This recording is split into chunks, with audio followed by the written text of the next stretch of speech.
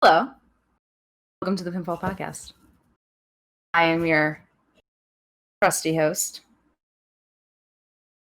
Always trusty, never rusty. I thought you Liz. said either rusty or crusty. I was really confused for a second. Well, depends on the day. And this is my co-host, Mark. Hi, that's my name. Sometimes I get introduced, sometimes I don't. You almost always get introduced. Welcome, Splucho. Welcome, Milam. Hello, folks. We have a podcast for you today. Oh, yeah. I don't know if I'm saying we as in all of us, but I know that Mark and I have just watched the most treacherous thing a man could do to Keith Lee. Well, at least depending on the situation. At least he lost his title in a fight. As opposed to the North American title, which he lost because William Regal ripped it from his hands. I don't understand why they made such a big deal about him winning it. He's most definitely going to win it back. Or he's going to be brought to the main roster and Dijakovic's going to win it. I miss Dijakovic so much. Oh, Milam just bought his Limitless shirt. Poor timing. Now he's got lots of limits. Unless you bought it in honor of this, then great timing. So as we have promised multiple times, there are some rules to tonight's podcast for us, not for you guys. Mark, would you like to go over them while I highlight my collarbones? Yes, something that should have already happened before the podcast started, but anyway. Oh my god, oh boy, here we go. I give Liz such a lead-in on these podcasts. But so hard to Mark. So if you didn't watch last Wednesday's podcast, or even last night's podcast, we made predictions for NXT Takeover, and then tomorrow's SummerSlam, but we're going over NXT Takeover right now. We made predictions, and the consequences for incorrect predictions, not if the opposite is correct, but rather if your prediction is wrong. You must take a drink. In my case, do half a shot. Liz, are you just doing a sip of your drink? I'll do hefty sips of this drink here, which is about this much gin.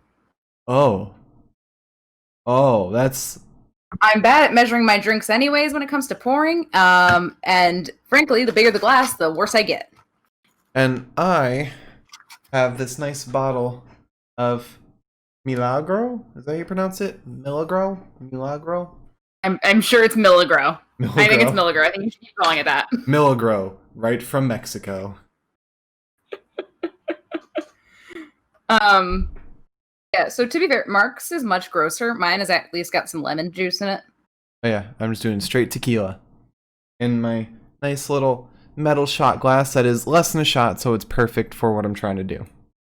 We're not doing full shots because when we did full shots, we had a very, very messy podcast for Backlash, which we will not release to the public unless we are given like $1 million for it.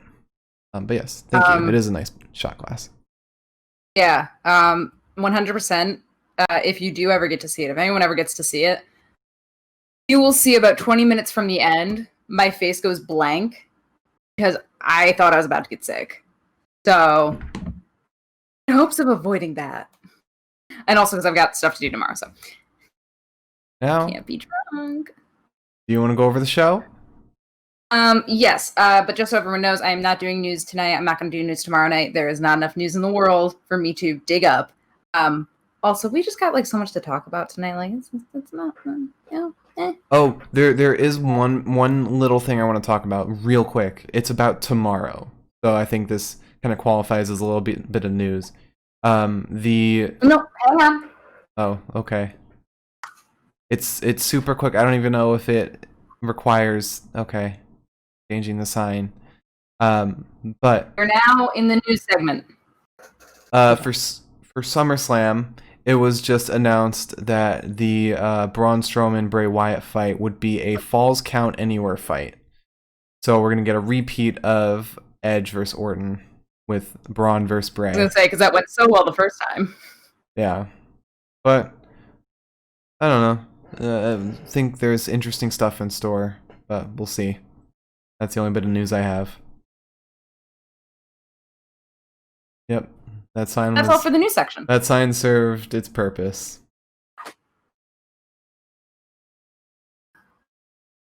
Ooh, what are you gonna do for SummerSlam for the little tab, little sticker? Maybe I'll make it like purple because then it's like red and blue. Or make it orange. Orange would be perfect. I'll think about it.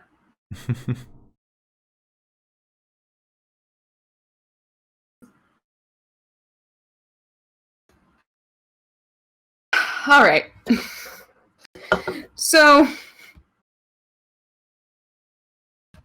if we will, tonight started with the NXT Tag Team Championship qualifier match. The winner of this match got to going on to fight Imperium. Sorry, my brain just flatlined. Real quick, do we want to do our shots now or do we want to do it at the end? I forgot how we do. We normally start it off with the shots. Okay. So you want to start with your prediction? I predicted that Oni Boni Bananagrams and Danny Banani Birch were going to win. A bunch of bananas. I predicted that the boys from Legado would win. And we were both wrong. So, we drink. Could you imagine? That's not half bad. It tastes like any other cocktail I've ever made, so I think I got the variables right. I know my face is like super convincing, but that's your life, dude. I don't know what you're thinking. Hey. Yeah? Smooth? I asked you, I was like, should I go with tequila or should I go with something else? And you're like, no, go with tequila. No, I said that you should trick people and put peach schnapps into a water bottle and go from there. You said, I think I'm just going to do tequila anyways. So. Anyways, Brizango won. Yeah. I wish I'd just gone with Jose Cuervo. This stuff's bad. Ugh. This is going to be fun. All right. So this was a mess of a match, ultimately, and not by like terms of like technical skill. It was just very messy. Everything was happening everywhere. I got to a point where I almost got frustrated taking notes because I was like, there's one thing happening in this corner, there's nothing happening in this corner. My fingers don't type that fast. So Fandango essentially ended up alone in the ring after the initial melee. Mendoza was attacking Lorcan. He went back into the ring to attack Fandango. It's Fandango, isn't it? Doing it again. They pronounce it both ways. It's really weird. So I guess pronounce it however you want. Say Fandango. So that way I sound pretentious and stupid. Also, you can see over my shoulder all of the clothes I tried on to wear tonight. I don't know why tonight was so difficult for me.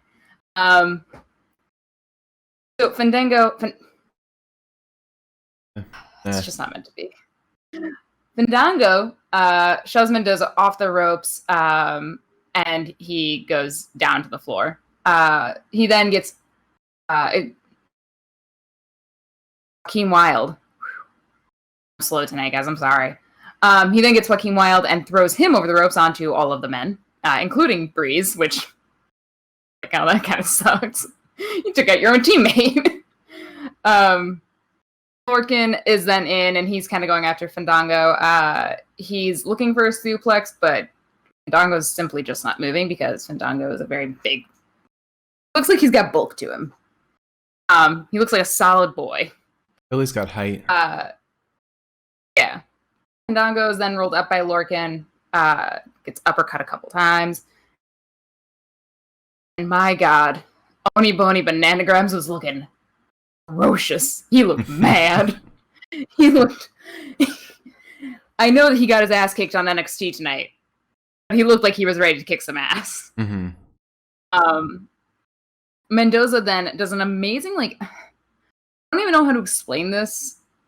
It was like a spiral crossbody almost. Like he spun in the air, a corkscrew, onto Lorcan and Fandango. We got more all over the place fighting. Kind of settled down around the time that Birch got in with Joaquin. Was just, he'd been waiting. Oni had been in for most of the time prior to this. So Birch was like powered up and just went in, is decimating Wild. Drop kick off the top rope to him. Then German suplexes him. I wrote German and suplex. Which then gets Wild on his shoulders. And he's kind of like getting Oni to go up on the top rope. He's kind of like gesturing for him to do that. And even the announcers were like, Oni's not normally up there. He's not usually jumping from the ropes. But Wild then powers out, so Oni doesn't have to do anything. And is beating. Wild powers out. Begins beating on Birch. Lorcan gets an opportunity to cover on Wild, but Mendoza stops it. We then get a super kick to Lorcan from Fandango. Fandango then also catches Mendoza with a super kick. Breeze gets in and does the catapult with Mendoza, sending him up to Fandango. Fandango slaps him, then gets up on the ropes and does like a very painful looking drop leg on Mendoza's neck. It didn't look like something I would want landing on my neck personally, as a small lady. Mendoza begins to attack Breeze. Does a move that I don't think we've seen him do recently enough for me to know, but he does something called the Spanish Fly, which looked really cool. Wild was then off the top ropes and covers, but Lorcan, Birch, and Fandango all break it up. There's an uppercut from Birch to Mendoza. And somehow, Tyler Breeze falls onto Mendoza. Somehow falls onto Birch. And that's how they win. It didn't look like I did not know what was happening until I knew what was happening. He basically Breeze was just like, okay, farewell. And down, Birch was out.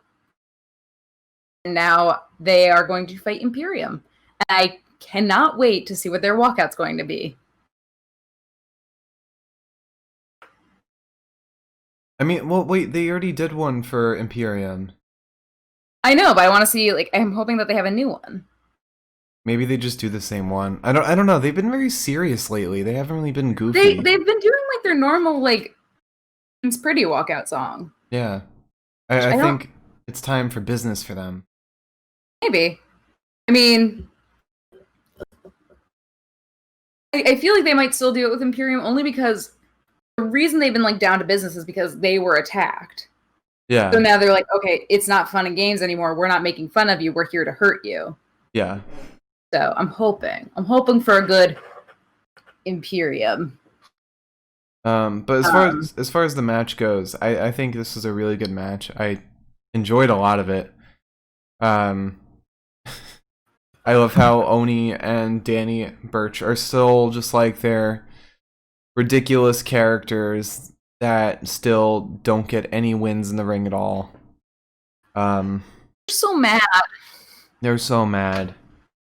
Milo wants to know if this is a match worth going out of his way to watch since he missed the pre-show. I'm gonna say no. I don't think this match is really worth it to watch because you had Oni and Danny kind of underperforming. Although you had Breeze performing a bit, you didn't really have Fandango performing as well as he normally does. What? I would counter that. I would say that I think we You're right. Lorcan and Birch were not performing any extreme degree, but if you're into the crazy aerial moves from luchador fighting, definitely watch it then. I thought it was pretty impressive. I didn't see Breeze doing as much as I expected to see him do, but both halves of Breezango looked pretty solid to me, at least. I think they looked a lot better, especially in comparison to the last few matches that they fought. And then Wild and Mendoza also looked really good. Definitely better than Oni and Birch. Well, a turtle could look better than those two. But yeah, I still don't think it would be worth going out of your way to see. If you just stumble upon it on YouTube, maybe. Definitely watch the highlights at the very least. Yeah. Definitely. I do also want to make a note that I was gonna say it's not the low light of tonight. I'll say that for sure. You'll be surprised to hear what you think my low light is.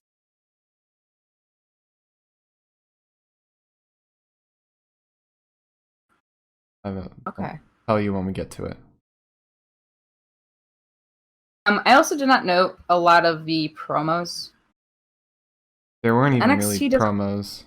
Yeah, NXT definitely doesn't do that many promos ever at all. Reviews. Can't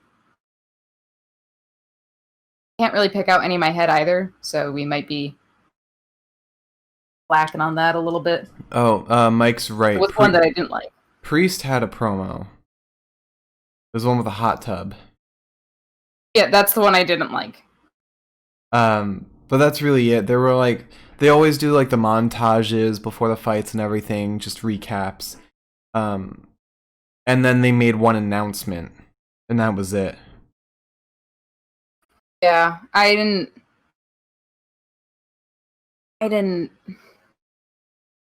know. I feel like I let you guys down, but I'll try to find promos tomorrow. There just really isn't any. And most of the promos are really just like every person that's fighting being like, I'm going to murder someone tonight. I mean, if we're going to say any promo was the best, it's still the Keith Lee one. Like the music video, basically. I was going to say it was the announcement of somebody returning. We'll come back to that.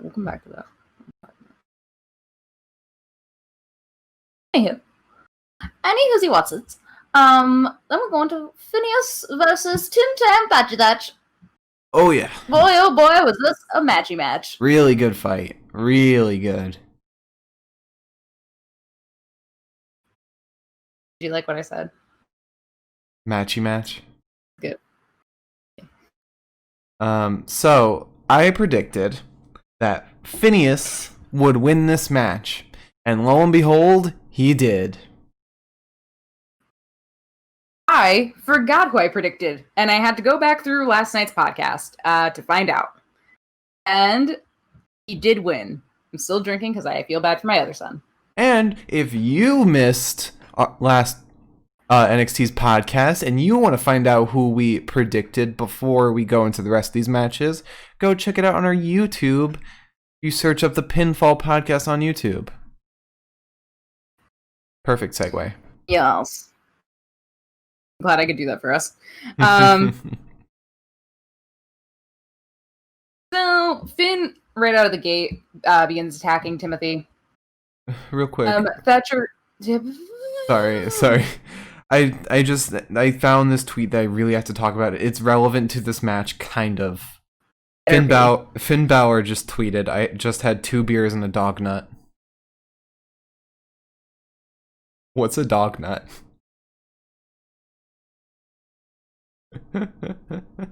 He misspelled donut? Did he? He deleted the tweet, so I think so.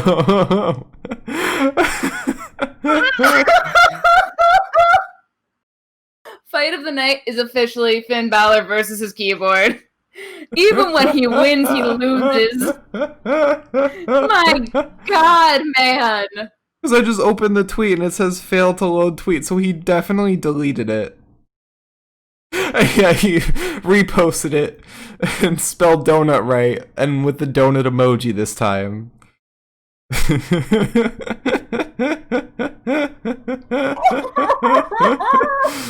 Oh god. Wait, apparently I think he tweeted the dog nut tweet twice. He got it right on his third attempt. Cause somebody posted in the reply to Finn's correct tweet, they responded with one at 3:11 and then one at 3:12. This is literally me whenever I like try to like type like something very basic into like my phone and it autocorrects wrong and I just send it and I'm like, no, and I type it again, autocorrects wrong, and I send it still and I'm like, wow. I am in love with that man. That's my boy. Anyways, moving on from dog nuts.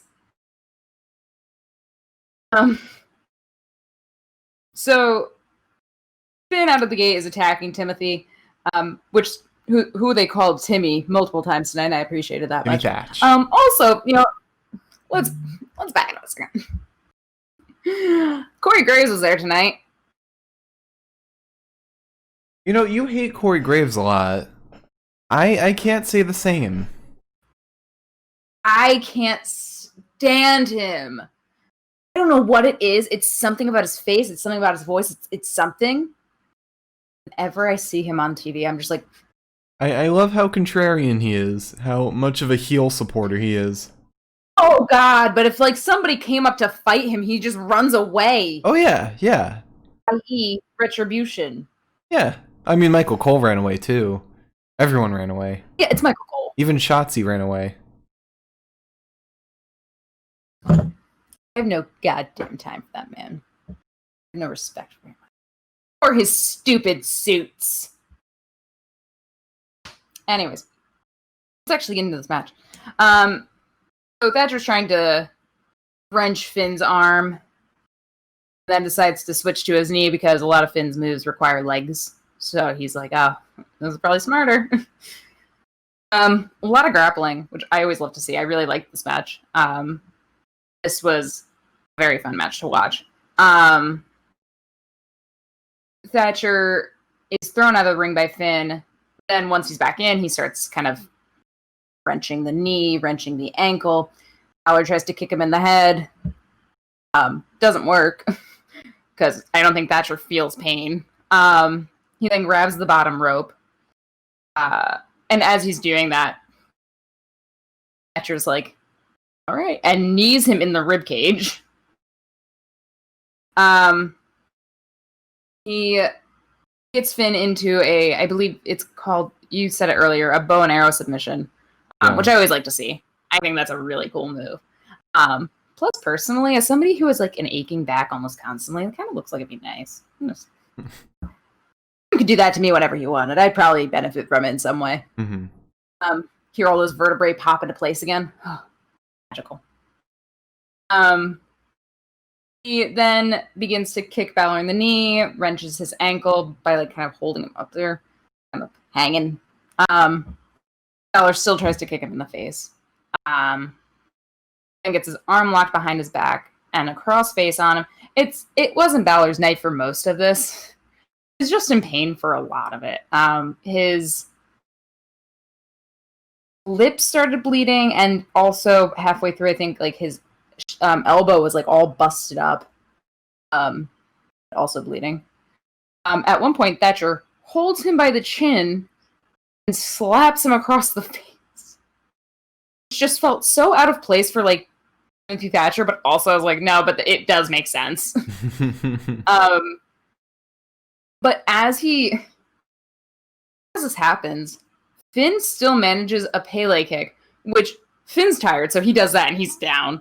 Timothy's tired, gets kicked in the head, he's down. They were almost holding hands, and I was like, friends.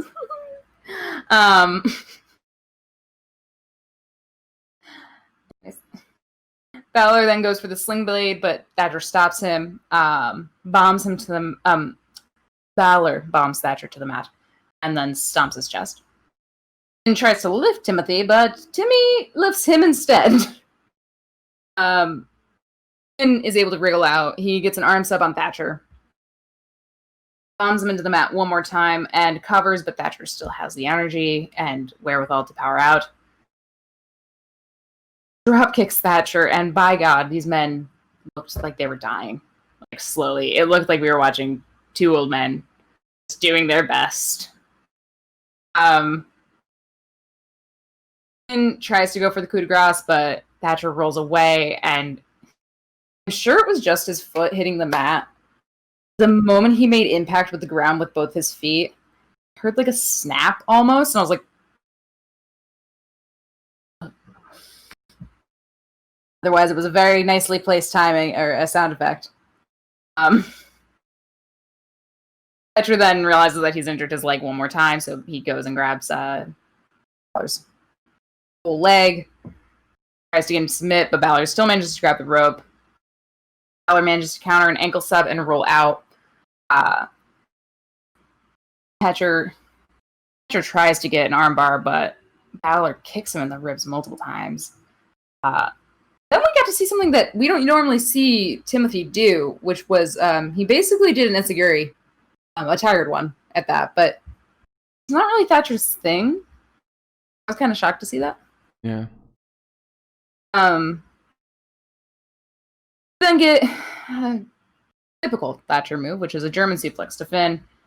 Finn manages to roll Thatcher up, get a little arm sub on Tim Tams.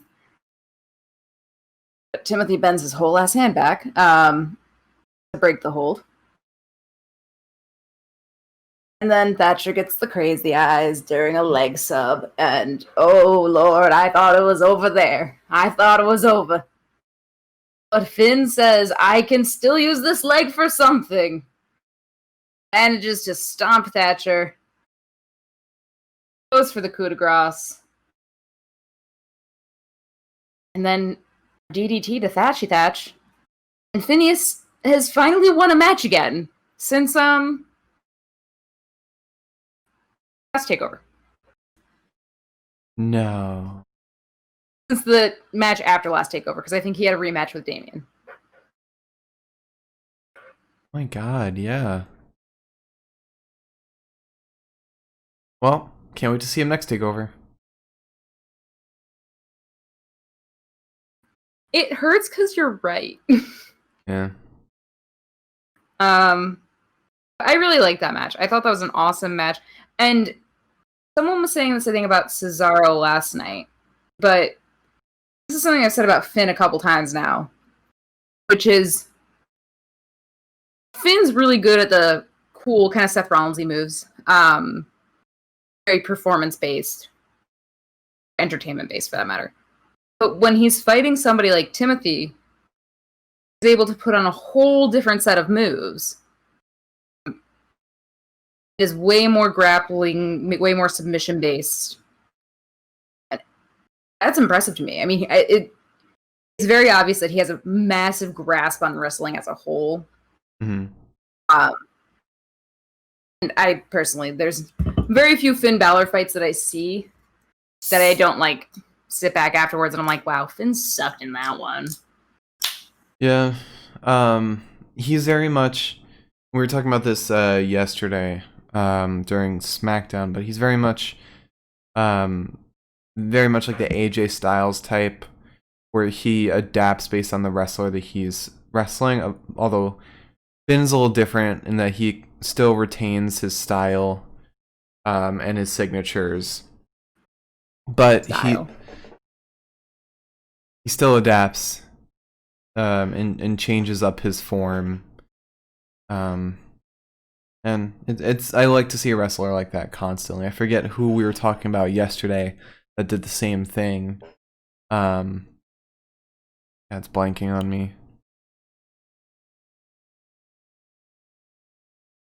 What? We were saying this about Shane. Christ almighty. We were saying this about Cesaro last night, if that's what you mean. Cesaro. I think we were. I don't think so, So I was because thinking it. Cesaro never really changed up his style. I don't know, man. We're gonna have to look back in the books. But while we look back in the books, or pretend to for the next 5 minutes, we then move on to the NXT North American Championship.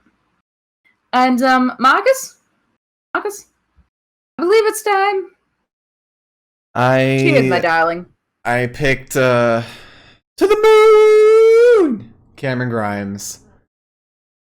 I was wrong. You don't point like he does. You gotta point to the moon too. To the moon. I love hearing you through the wall. It also clips when I hear you through the wall, so. I am sure the It's just your voice. neighbors love to hear me too. I chose Johnny Gargano, and frankly, you know what? Emotionally, the winner tonight was Johnny Gargano. So, cheers.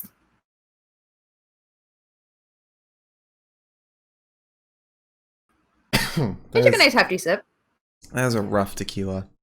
That is rough. I have to do work after this. Yeah, actually, I kind of do too. So, 5-man ladder match. Great ass match, if I do say so myself. I loved almost everything about it. Okay. First, before anyone forgets, it was Bronson Reed versus Damian Priest versus Cameron Grimes versus Velveteen Dream versus Johnny Gargano. I did not like the first 5 minutes of this at all. I'm gonna be really honest.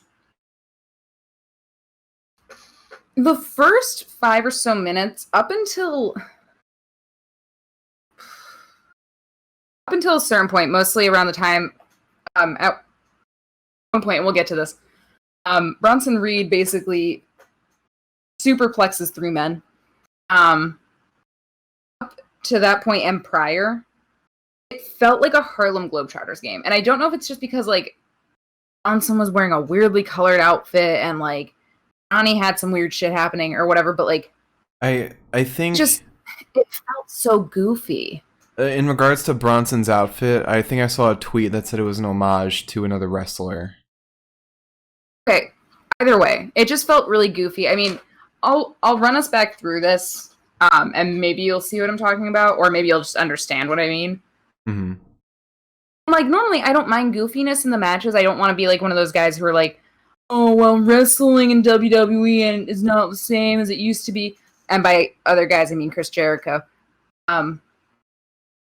Like, because that's the whole thing that, like, John Moxley was saying about AEW, is that, like, you know, people got tired of, like, all the goofy stuff happening in WWE, so they wanted to watch, like, what wrestling used to be. I don't want to be that person, but, that's doing weird shit. It just felt silly. It felt really silly. That's what I loved about it, though, especially since, like, you had Cameron Grimes, who is a silly wrestler in and of himself, especially in those first 5 minutes when he pulled up the apron and pulled out the mini ladder. That was great. And then later he pulled out the big ladder. And then you have Johnny, too, who also has his comical moments. I think it worked. Well, more so the reason why I liked the other part of the match was because it was still funny, but there was also some seriousness to it. It was more balanced, I think. There was still that tension and, like, excitement. Right. So let me go into this, and then I'll tell you around where I started to really enjoy it. So Damien, let me rewind. The first 5 seconds of the match I loved. Oh yeah. So Dream is the last one announced. And we're all dreading this. So Dream comes out, he shoves Damien over to the side and gets up on the ropes to be like, hello, it's me, hello, I'm Velveteen Dream, I touch children, as one might say, allegedly. Allegedly. Thank you. You're exempt from all laws now. Damien doesn't even wait for the damn bell to ring before he clubs Velveteen Dream. And that is immediately after you said, I want to see at least one cheap shot. Immediately after you said that. Damian Priest was like, "Is that Liz? All right, sure. I'm going in." It was amazing. And I said, yes. Also, the fact that Velveteen Dream's promo for this match was dreams are made of second chances. Oh my god, that was so bad. It's like they know. It's like they know he did something horrible. If I were like the PR person for NXT, I'd be like, "Hey guys, could we not do that? That's bad." Yeah, it's like they're investigating or not. That's bad. It's like they're doing everything in their power to make sure they fully embrace the accusations against him. Like, it's kayfabe now, guys. Surprised they didn't use Shotzi's car being stolen as kayfabe, or they tried to use Sonya's attempted kidnapping as kayfabe. Remember that? Yeah, because that happened, and I was sitting there. You heard me. I was like, "No, we're not doing this today. We're not doing this. This is ridiculous and repulsive." And Sonya just slaps Dana Brooke. I was like, Sonya's the Nega Jeff. She's the woman we all deserve. But also, there's a better moment later tonight. That's also the women we deserve. Anyway, shall we continue on? Anywho, I just want everyone to know it does have to do with Rhea Ripley. It was stunning. You sure it's not Raquel? Anyways, listen, both of them work for me. That's fine. Either one. I'm not picky. Anyways, so Damien clubs Dream in the face twice. I could have used the word punch. I'm not going to. Then we have Monkey in the middle, but the monkey is Cameron Grimes, and he's getting punched by Bronson and Damien, which was admittedly kind of funny. Dream then sneaks up behind Reed and shoves him into Damien. Elsa? Sorry, it has nothing to do with this fight, but remember how we were looking for an Oni tweet before Takeover started? Tell me I got my ass kicked at NXT Takeover. Got my ass kicked on the NXT Takeover Triple X pre-show. God damn it, Oni! Dude, it's like we share a brain. I share a brain with Oni Lorcan, and I'm fine with that. That's not much brain, though. Yeah, that's fair. That's fair enough. You got me there. So, then Velveteen Dream sneaks behind Bronson Reed and shoves him into Damian Priest. We get a backbreaker on Damien and a DDT to Damien, both from Dream. Super kick to Reed, and Grimes comes into the ring to face Velveteen. Cameron, this is around the time that Cameron grabs a baby ladder from under the ring. And then shouts, "What is this here?" So the thing is that like these things are all funny on their own, but I feel like because it was just so rapid fire, that's why I was like, I feel like I'm at a Harlem Globetrotters game, and this is like, it's just, oh, goofy stuff, one thing after the other, when we got a literal creep in the ring too. I don't want him part of my goofy time. It was a little too ridiculous when they had, like, because there were two ladders in the ring at once at one point, and they had one person holding each, and they were doing like synchronized stuff with them. That's when it got a little too ridiculous for me. But besides that, I had a good time with all the goofy stuff. I think it fit some of the wrestlers there, but I still found the match equally exciting.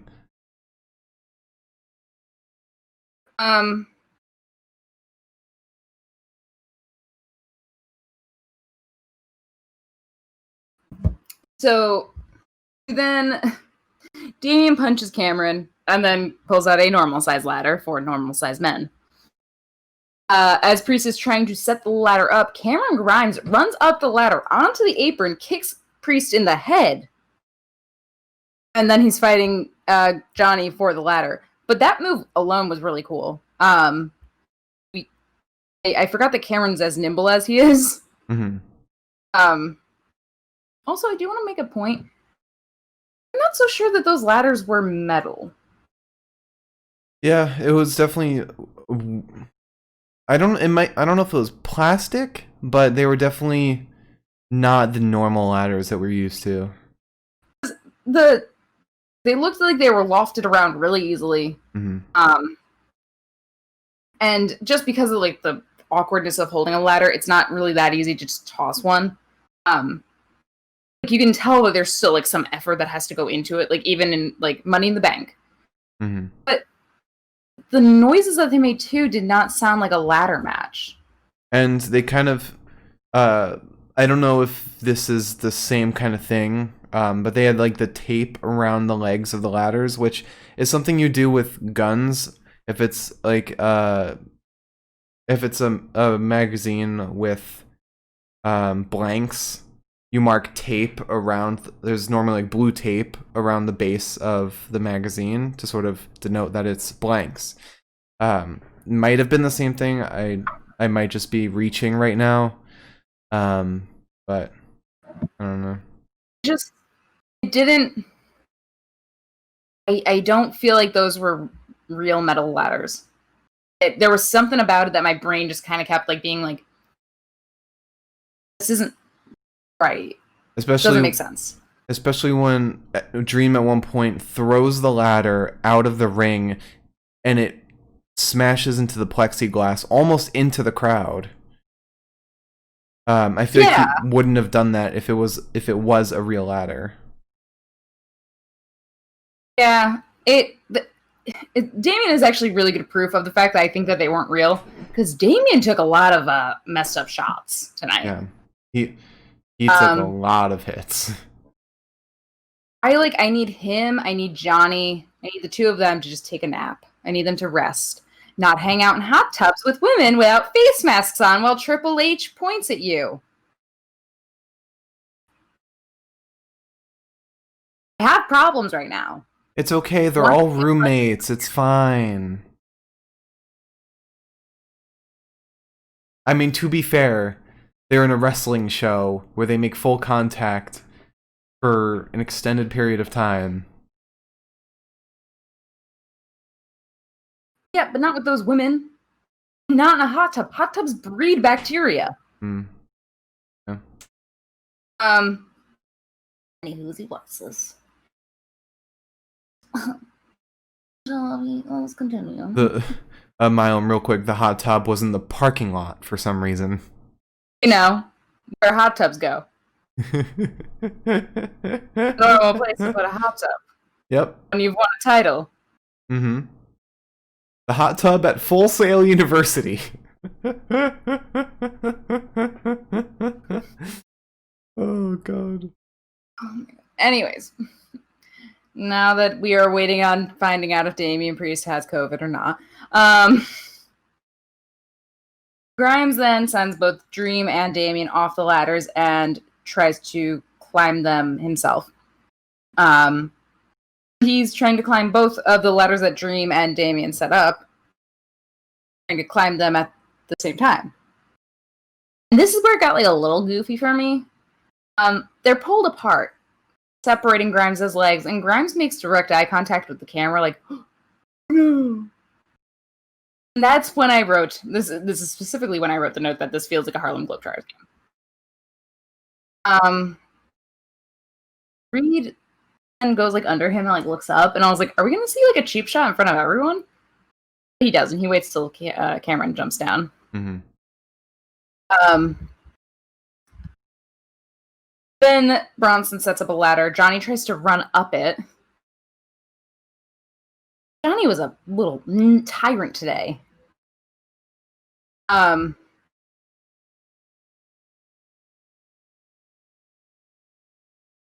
Sorry, if people asking me to do things on weekends, and I'm like, I can't, I gotta work. Anyways, Reed then. This was my favorite part of like the goofy stuff that happened in the beginning. Reed sets up the ladder. Johnny tries to run up it. Bronson Reed lifts Johnny, turns, and Johnny manages to get back onto that ladder. Then Priest grabs him, and Johnny manages to jump off of his body back onto the ladder. It was like stopping a cat from something. Like, they're gonna find a way one way or the other. And that's why I chose him for this match. Was I wrong? Yes. Does it hurt? Yes. Velveteen Dream is then attacking Grimes and is going up to the top rope. This is where I had big problems, okay? So Johnny smacks Dream in the head and does us all a favor. Smacks him in the head and sends him crotch first into the buckle, which seems to be a running theme as of last Wednesday. I think it's what he deserves. Then it becomes like a dog pile of like Damian Priest is in there, Cameron Grimes is in there, Bronson Reed is still outside. Johnny, I think, ends up in there as well. And it's just like man, ladder, man, ladder, man, ladder. And then Bronson Reed runs into all of them. As they called it, a demolition derby. Yes. I didn't like that. That was silly. Like, I think the whole thing is it's like, oh, there's some camera angles that kind of make it look like this person was not just pleasantly waiting for the hit, you know? Yeah. And we didn't get that at all because almost everybody was in the corner. And they're all just standing there like, I can't move this ladder. So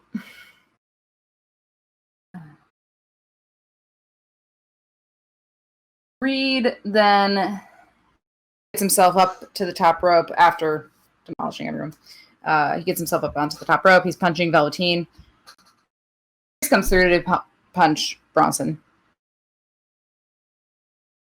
At this point, we've got Cameron Grimes on Reed's shoulders. Priest in front of Dream, I believe, and I think Dream is like still on the buckle. He superplexes. Bronson Reed superplexes all of them. A mega superplex, if you will. Johnny quickly sets up a ladder among the carnage. He was not part of that, so he sees his moment. He tries to set up a ladder. He waits too long trying to position it correctly.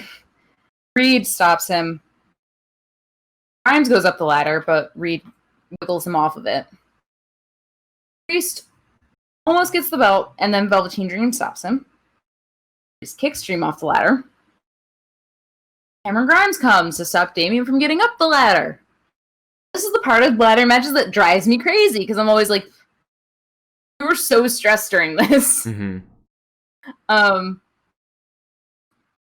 So Priest is now facing Cameron. He manages to get Cameron away. Johnny's up there now. He kicks Johnny. It's hard to follow. It is. Basically, Damian Priest is fighting everybody on top of that ladder. Yeah. Ultimately, once we're back on the ground, I believe it was Velveteen Dream. It may have been Bronson Reed. One of them had their head on a ladder, and Johnny Gargano basically did like a neck breaker with the ladder. Like, they had their head between the steps purposefully. It was one of his flying DDTs, but instead of like armor on the neck, he pulled the ladder down. It was really cool. This was a good Johnny Gargano match. Oh yeah. But so Dream then, this is when I started praying that the ladders weren't metal. Because Dream, the king of doing moves that I'm always like, that looked like it may have actually like connected, you know? He throws a ladder right into Damien's head, which is right in front of the plexiglass. So, like, plexiglass here, Damien, ladder. So, like, they better be plastic. Because maybe that's why Damien got into the hot tub, because he just didn't know any better. The hot tub was plastic too. So are the women in the hot tub. I could say something, but I'm not going to, because I believe women can do whatever they want. I have a feeling I know what you're gonna say. I wish I could afford to be plastic too. Anywho, Z Watsits. We're like only halfway through this match. I know. So this is around the time that Johnny basically, I'm sure there's a real name for this. I'm calling it the Puma tackle, because that's basically what I imagine a Puma looks like when it tackles something. It's flying crossbody. That makes more sense. That's much more literal, and it definitely sounds probably better. A flying Puma tackle. But a flying crossbody to Cameron Grimes. Oh my dear God, it was amazing. Mm-hmm. I love watching Johnny Gargano. It's the move that should have happened when he smashed his head into the canvas against Ridge Holland. Exactly. And now seeing it like work is like, oh, that's how you do it without almost killing somebody, Ridge. So I've got a piece of wax paper on the floor from when I was doing these signs. And the cat is very specifically laying on them because she loves hearing herself crunch the papers down. Mm-hmm. Got problems here. So Grimes then throws the ladder into the ring. Everyone else is dead at this point. Damien kicks the ladder into Cameron. Then suicide dives off the propped up ladder onto everyone. Cameron is still in it. He is still going to the moon with his hopes and dreams.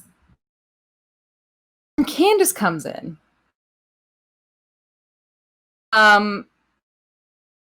Pulls him off the ladder and just begins smacking the shit out of him. And then I don't know who she did this to. She Hurricane Rana's somebody into the entire group of men minus Johnny. Mm. Because she's a ride or die. And I love that bitch. I feel like that's the type of girl that I like, or women's wrestler that I would normally be annoyed by, but no.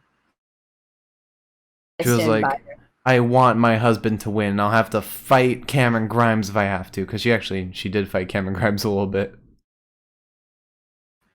I did appreciate that Cameron was like, don't do this. I'm just a wee lad. I can't hit a lady. That's not very civil of me. Oh, Christ. But yeah, Candace like got to do some real moves, which was awesome. Mm-hmm. I mean, it was interference, but like it was still interesting interference, I guess. It was also if that makes sense. No disqualifications, so right, and that's why it worked. Yeah. But it was also so sweet because then like it was Candace and Johnny, and Candace was like basically saying like, I got you, like we got this together, let's do this. And like she was helping him and he was helping her, and it was all so sweet. I was so happy. She almost like just grabbed the belt herself and was about to hand it to Johnny. I straight up was like, wait, what if she grabs the belt? Like, did she get it? No, she wasn't one of the contenders. I recognize that. Don't look at me. I see ya. Yeah. Anyways, so Reed, Johnny has an opportunity at this point to get up the ladder. Reed stops him. Candace gets Reed off the ladder. She's up there with him. Basically, here's where this ends, okay? Mm-hmm. Johnson Reed frog splashes Johnny with Candace on his back like they're skydiving buddies. And I genuinely thought that he was about to like suplex her into the ground. Like Bronson, Candace, Johnny. And I was like, yeah. There's another scary moment coming up though. I think I missed taking a note on this one. So stop me if I go past it. I don't know at what point it is. I just know it happened at some point. Would you be talking about the time that Johnny basically accidentally kicks Candace in the face or something? No. Oh, okay.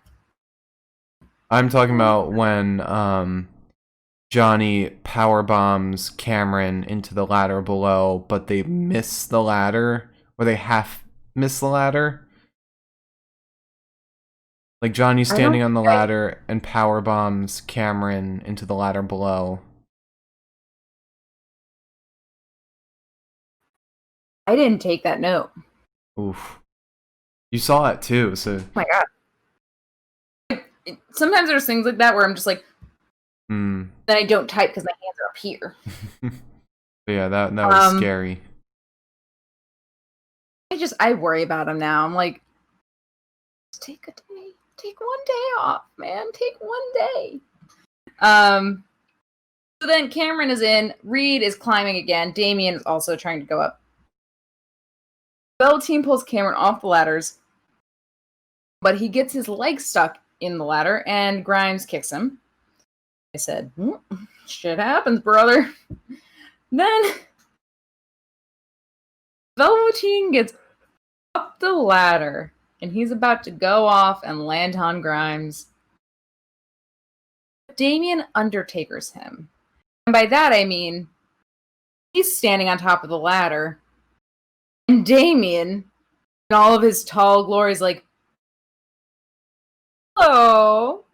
I almost died.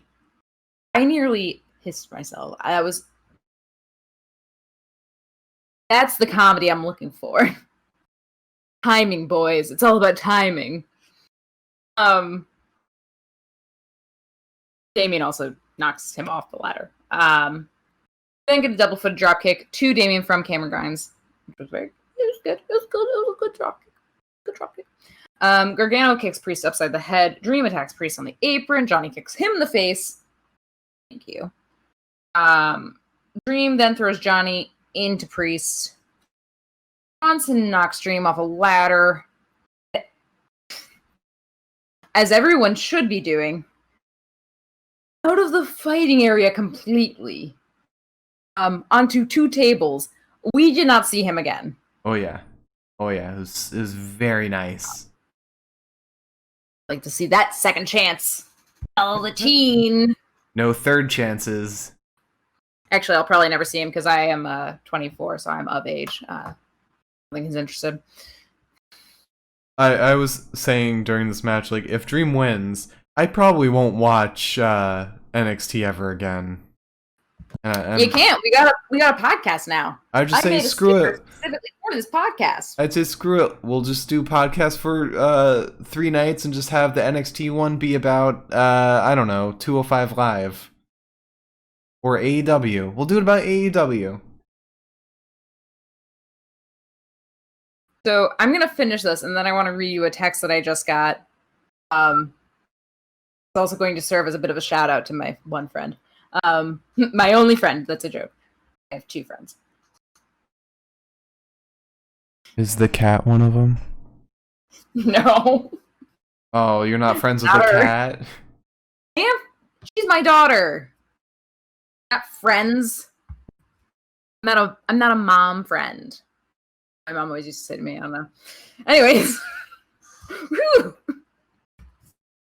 Hey. I love pay-per-view podcasts. I get to be drunk and no one yells at me. I wish we could strap a GoPro to her and just cut to the cat cam at some points and just see where she is. I don't think you'd see anything. She's under the bed right now. It would just be darkness. Anyway. Donate now so we can get a cat GoPro. Let's cut to the cat cam. And she's still asleep. I'm going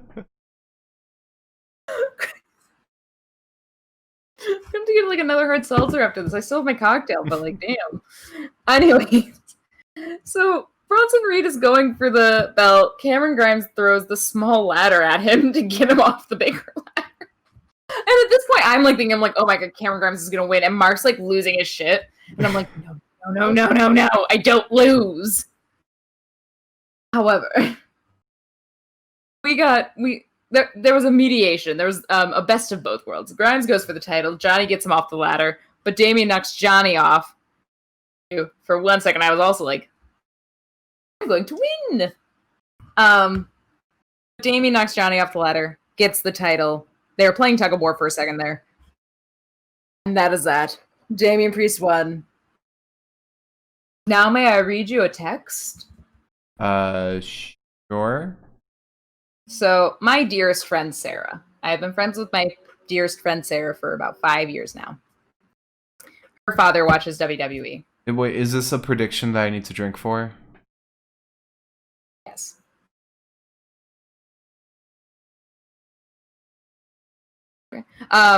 But her father watches WWE, so I've made a couple comments to her like, hey, what does your dad think about like this guy? Specifically, I asked her about MVP.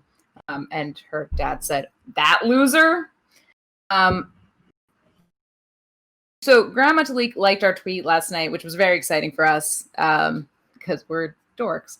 And I told Sarah, and she said, you're famous now. You got to keep the podcast going forever. And I said, this is the only thing that's ever meant anything to me. And she said, also related, I told my parents about your podcast, and my mom said, wait, Liz likes WWE? Why isn't she here so we can adopt her? Aww. I love Sarah's mother. Her whole family's so sweet. We share so many interests because we like WWE and we like baseball. Also, real quick, I love how Grand Metalik was the one that liked the tweet about the podcast where we brought up all of his botched moves. I straight up was like, I hope he doesn't see it. Yeah. I mean, we weren't mean. You said nice stuff. Oh yeah, it was... I was mostly concerned that he was okay. Yeah, it was weird, but also we did see a lot of botched moves tonight, and I'm wondering if it's got something to do with the fact that they're live, quote unquote, or the fact that like they moved to different arenas because NXT was in Full Sail tonight. WWE's in Thunderdome now. So I'm just wondering if maybe that's like throwing them off because I mean it's not like the faces are like graphically imposed. I don't think. Yeah. Maybe I'm wrong. I don't think they are. That's got to be kind of like jarring after going months without seeing fans' faces besides like the very dimly lit NXT trainees. Yeah, you know? Suddenly you have like all of those eyes on you, and I'm sure like you do see them there. Like it's not all green screen. It's got to be a little more jarring now that all these eyes are on you. So it's probably causing. Like, well, that doesn't explain anything today. No. I mean, today was a little weird. It's also a pay-per-view. I feel like there's more room for mistakes. Or for things to look like mistakes if they're not. Yeah. But the other thing too is that like I've been on stage a couple times before. Like I've had for school stuff, like, you know, chorus recitals and like Christmas things and stuff like that, you know? Mm-hmm. When you're on stage, you can't really see anyone. Like there's light shining in your eyes and then there's darkness, more or less. Mm-hmm. It's much different in the Thunderdome where it's all lit up. You can see everybody. That's kind of got to be like a little bit like your eyes are kind of like looking around like, oh yeah. what episode of Black Mirror am I watching today? Also, I'm seeing in the chat about how much I hate luchadors. You mean luchadors? One comment being, my fave luchador is the cat. Funny enough, when we got her, her name was Luchador. That was her adoptive name. Her cat's name was originally Luchador, and then we named her Pepita. Yeah, it's because she has black fur on her face over the white that makes it look like she's wearing a luchador mask. Yes, she's a good little girl. But I used to call my dog Papita. How dare you? I did not name the cat. I did not. That was all My mother Liz. named her Peanut Butter at first. That was a name that was thrown around. I did not hate the name luchador as much as Liz did. No, I didn't hate the name. It was neither of us that hated the name. Well, you gave her the name that she currently has. She doesn't respond to it one way or the other. True, yeah. All she responds to is me saying no in a very stern voice, which I'm not going to mimic because she's just doing peaceful sleeping. But yeah, we wouldn't have changed her name until we were thinking about different names to like give her. And then my mom out of nowhere, after like days of us like arguing about like what we were going to name her, my mom out of nowhere was like, "Oh, what a sweet Pepita." And I was like, "You're right. Yep, okay." So thank you for coming to the Cat Podcast. Back to the WWE. We're doing promos for ourselves now since there aren't any promos in the podcast or in the pay-per-view. My promo of the night is when everyone accused me of hating luchadors. The cat is Lucha Self, if you will, if you want to refer to her properly. Anyways. Yep. Actually, to be fair, if you've seen her play with her different catnip toys, she does look a bit like a luchador. Yeah. Still has it to her. It's in her soul. She suplexes her toys. Her middle name is Savage after Randy. Macho Man. Savage. Peta, Savage. I won't say her last name because I've already said my last name multiple times on the podcast, and I have to bleep it every single time. By I have to, I mean Mark has to. Yeah, no. I can't stop myself. I say my first name and suddenly the last name is just like, meh. Doesn't matter. I could say my last name, everyone will misspell it every single time anyways. They'll never find me. Anyways. Moving on to the fight that I did not highlight at all because I knew I was going to remember every single part of it. And that is a fight that we both got right. I'm still going to drink because I've got quite a lot of drink left and I need to get through it at some point. I'm not going to drink. I will eat an Easy Mac after this, though. I'm not going to drink because I want to stay far away from this tequila that I cannot believe we got. Yeah, see, I paid for that, by the way. You better enjoy it. Also, welcome official All Elite Wrestling to the chat. The official AEW Twitch account is here.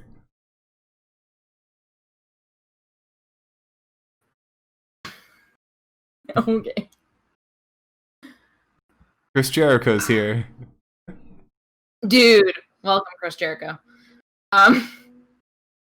So we had Adam Cole versus Pat McAfee.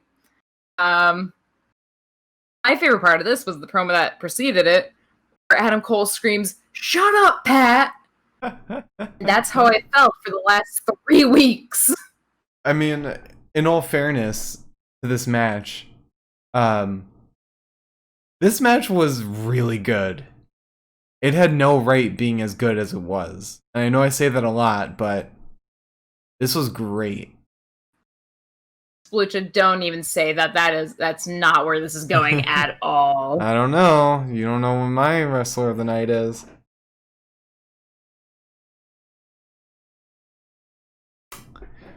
Anyway. Who's it was? So they were told ahead of time that their men, specifically Bobby, Roddy, and Kyle, and whatever the names of Pat's weird-ass vampire, the group of men that beheaded Edward Cullen's father in Twilight Breaking Dawn. Maybe. That's what they all look like to me. I don't want to get into this conversation tonight. No, let's turn this into the Twilight podcast. I've seen all the movies. I know. I've only seen the first two. I've passively, very drunkenly in a hotel seen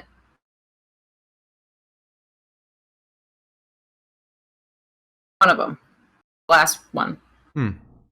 Saw the robotic baby. Oh, I didn't even know there was a robotic baby. I was too young to acknowledge anything in the movies at all. Let's list our favorite fake babies in movie scenes.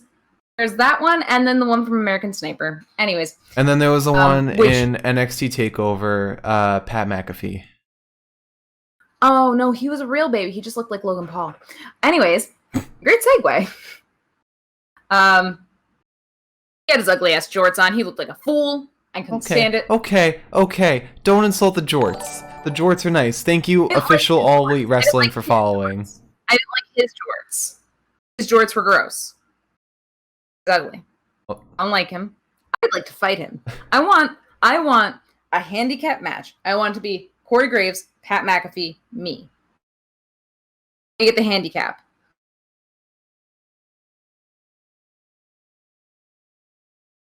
Do you want Bobby Fish involved too? Yes. Okay. We're getting the upstate New Yorkers versus the two idiots. Okay. I'm part of the upstate New Yorkers with Bobby. We're not the two idiots. Please don't get that twisted. Oh, I thought you were talking about Pat McAfee's upstate New Yorker. No, he's a Pennsylvanian. Dang, half my family's from Pennsylvania. Sorry. Anyways, actually, I know how to use Twitch. Milam, John Cena wears jean shorts. Jorts are different from jean shorts. Wait, actually, it's a very good question to ask. Are jorts like John Cena jorts the same as the jorts that are what you and Pat McAfee wear? No. It all comes down to the fit of them. Jean shorts are much looser, baggier, and kind of go down to cover the knees. Jorts go above the knee. It's kind of like skirts, how those go up, like they're like short skirts. A skirt is a skirt with shorts inside. Yeah, no, it's like that. It's like that. This is not a jorts podcast. No, I didn't want to go down this road. Jorts are also much more fashionable than jean shorts. I'm not wearing a pair of jorts right now. Like what Kevin Smith wears. I thought Kevin Smith wore jorts. Like he was like the initial jorts man. He might say that, but he's wrong. Jorts are nice. Jean shorts are not. We move on. Are we allowed to move on? I am not wearing jorts, Splucha. I wish I was. I was wearing them yesterday. Instead, I am wearing these. I don't know what you call these. Just regular shorts.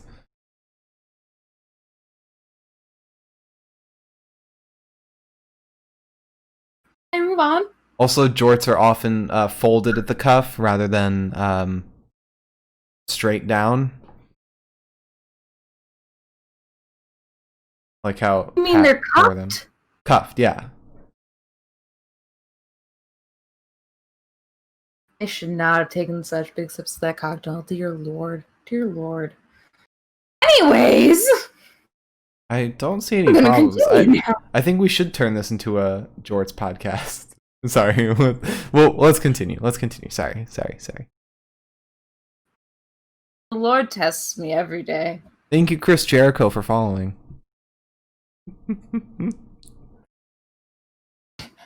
One day we're gonna find out it's actually Chris Jericho. Yeah, probably. We're just gonna be like, don't look at the backlog. It's just like someone we already know follows us, but they made a different account. Yeah. Anyways, moving on. So we get a headlock on Pat. Mr. Adam Cole is doing his best. Hot Ref, by the way. I've mentioned Hot Ref at least 3 separate times. Hot Ref definitely got a fake tan in the last few days and did not exfoliate afterwards because, dear Lord, was the man looking orange. That is, I've seen him before. I know what he's supposed to look like. That's not it. It was bad, and it took my attention away from most of the match. Anyways. Yeah, from that. We got an Irish whip to Pat into the corner. Pat cowered away. Pat was like, oh no. He got his men to give him a little sipski of water. Mind you, his vampire freak team was supposed to not be there. That's what William Regal said, because Bobby and Roddy and Kyle all left. Like good boys? So his men were supposed to leave too. I said like good boys. Yeah, like good boys. Good rule-abiding lads. So after Pat's water break, he gets a headlock on Cole. He tackles him. Cole tries to kick him, but Pat runs away because Pat's really scared getting kicked. You know? So Pat's cronies start making fun of Adam, and the Undisputed Boys come out, and they're like, "No, that's not gonna happen. We're also strong men." Bobby's just there and taking all that shit because he doesn't care. I'm sorry. It's an icon. It's a hometown icon. Pat then suicide dives off the top buckle onto all of the men, except for really Adam. Adam hit the decks way before Pat even hit the ground. So he didn't take any of the impact. Cole was looking tired, though, which was concerning. They really did make this match convincing. Mm-hmm. Then lifts Adam by the hair and punches him. That's not something you're allowed to do. Then a kick to Adam's head. Pat squats Cole a couple times before planting him into the mat. Gets another headlock on him. Cole manages to power out, but is still slammed back down. But he's pulled down by his hair, so Hot Ref decides to yell at Pat. And then Adam gets drop kicked. And Cole just gets tired of it, so he bitch slaps Pat. Ended up punching each other for a while. Cole ends up getting the last laugh with a big boot to Pat's goddamn face. Cole goes in to stomp him. And then there's kind of like an ambiguous backbreaker to Pat. It kind of landed high up, so I don't know if it was a neck or a backbreaker. It was a breaker of sorts. Pat rolls Cole up. It doesn't work. Cole goes up to the top rope. Pat punches him in the head. McAfee's going for the suplex. And then he realizes it's not going to work. He realizes he's losing ground. He flips off the top rope. Somersaults. And then jumps back up to the third rope because, oh my god, he can jump high. Guess who else can? Felix Unger and the Odd Couple. He shows off that he can do that too. I'm not impressed. A long day. So he manages to superplex Cole off the top rope. Goes to punt him, but Adam dodges and Pat kicks the steel steps. Cole then kicks him in the knee, gives a long figure four on him. McAfee tries to turn, reverse it. Doesn't work. Pat ends up grabbing the rope to break the hold, and Cole's just having fun at this point. It doesn't really seem like he's too concerned. Cole starts kicking Pat, and Pat follows up with a kick of his own with a massive clothesline to Cole. And then he punts Adam. And covers. Adam manages to, in his last breath, kick out. Pat then takes his shirt off. On the top rope. Cole super kicks Pat as he jumps off.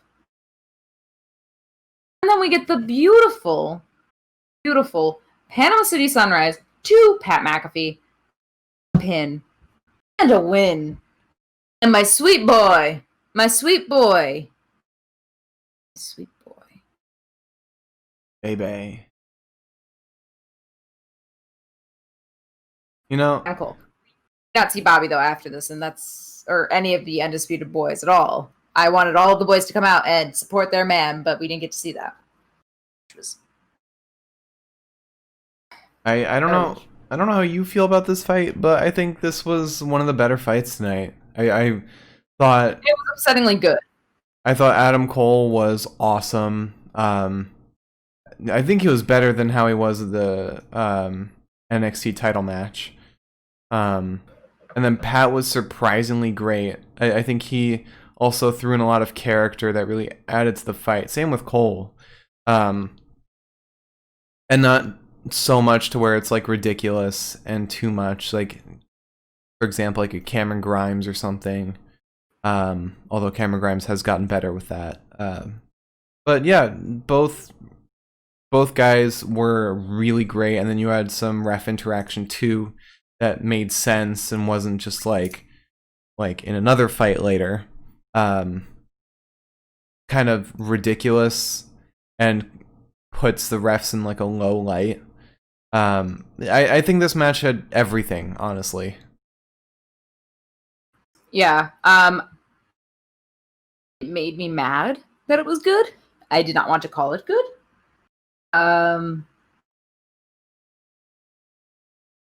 Again, like I said, I was dying on Hills here, so I chose Adam. Mm-hmm. God, I did. But it just... Okay, so here's my problem. Not my problem with the match or anything. My problem is that I'm sure that Pat and Adam are probably friends outside of this. Yeah. That's usually how these things kind of go. Because who are you going to let beat the shit out of you on a pay-per-view scale event than somebody that you trust, in a sense, as far as outsiders coming in is concerned. Plus, he's had... I mean, this isn't the first time Adam Cole's blown up on one of his shows, and he keeps bringing him back over and over.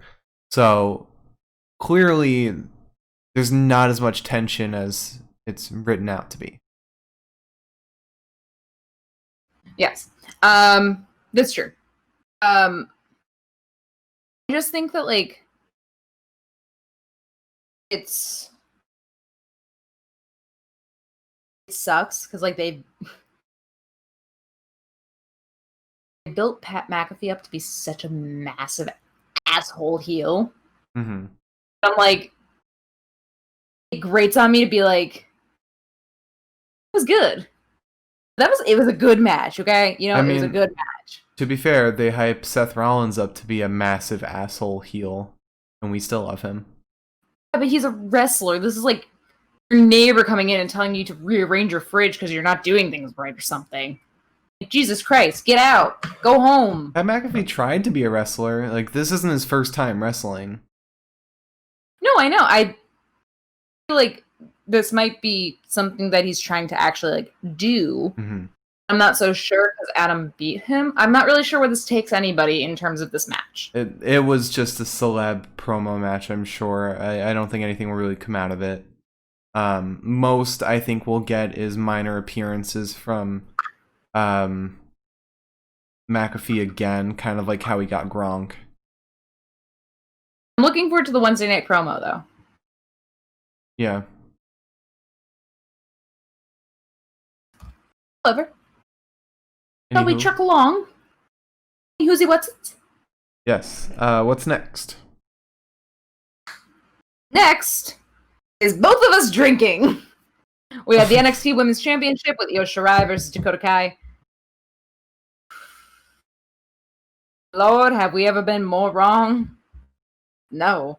And in fact, the worst part about this whole entire pay-per-view, I haven't gone back to check. I'm pretty sure that we tied as far as rights and wrongs. We did for sure. I got 2 right.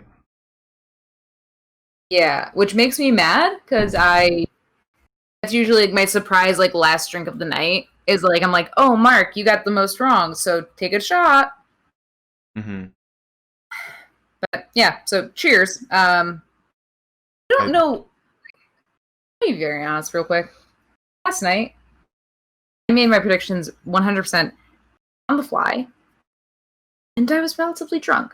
So why I chose Dakota Kai for this? Beyond me.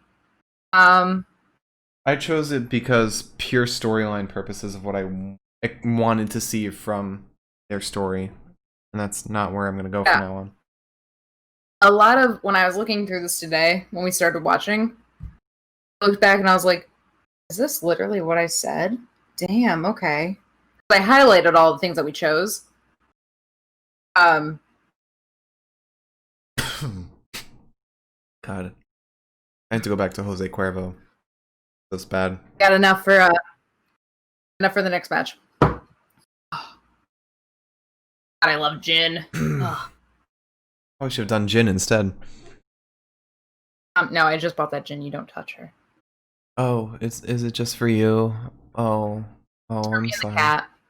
Oh, is that what I've been filling her bowl with?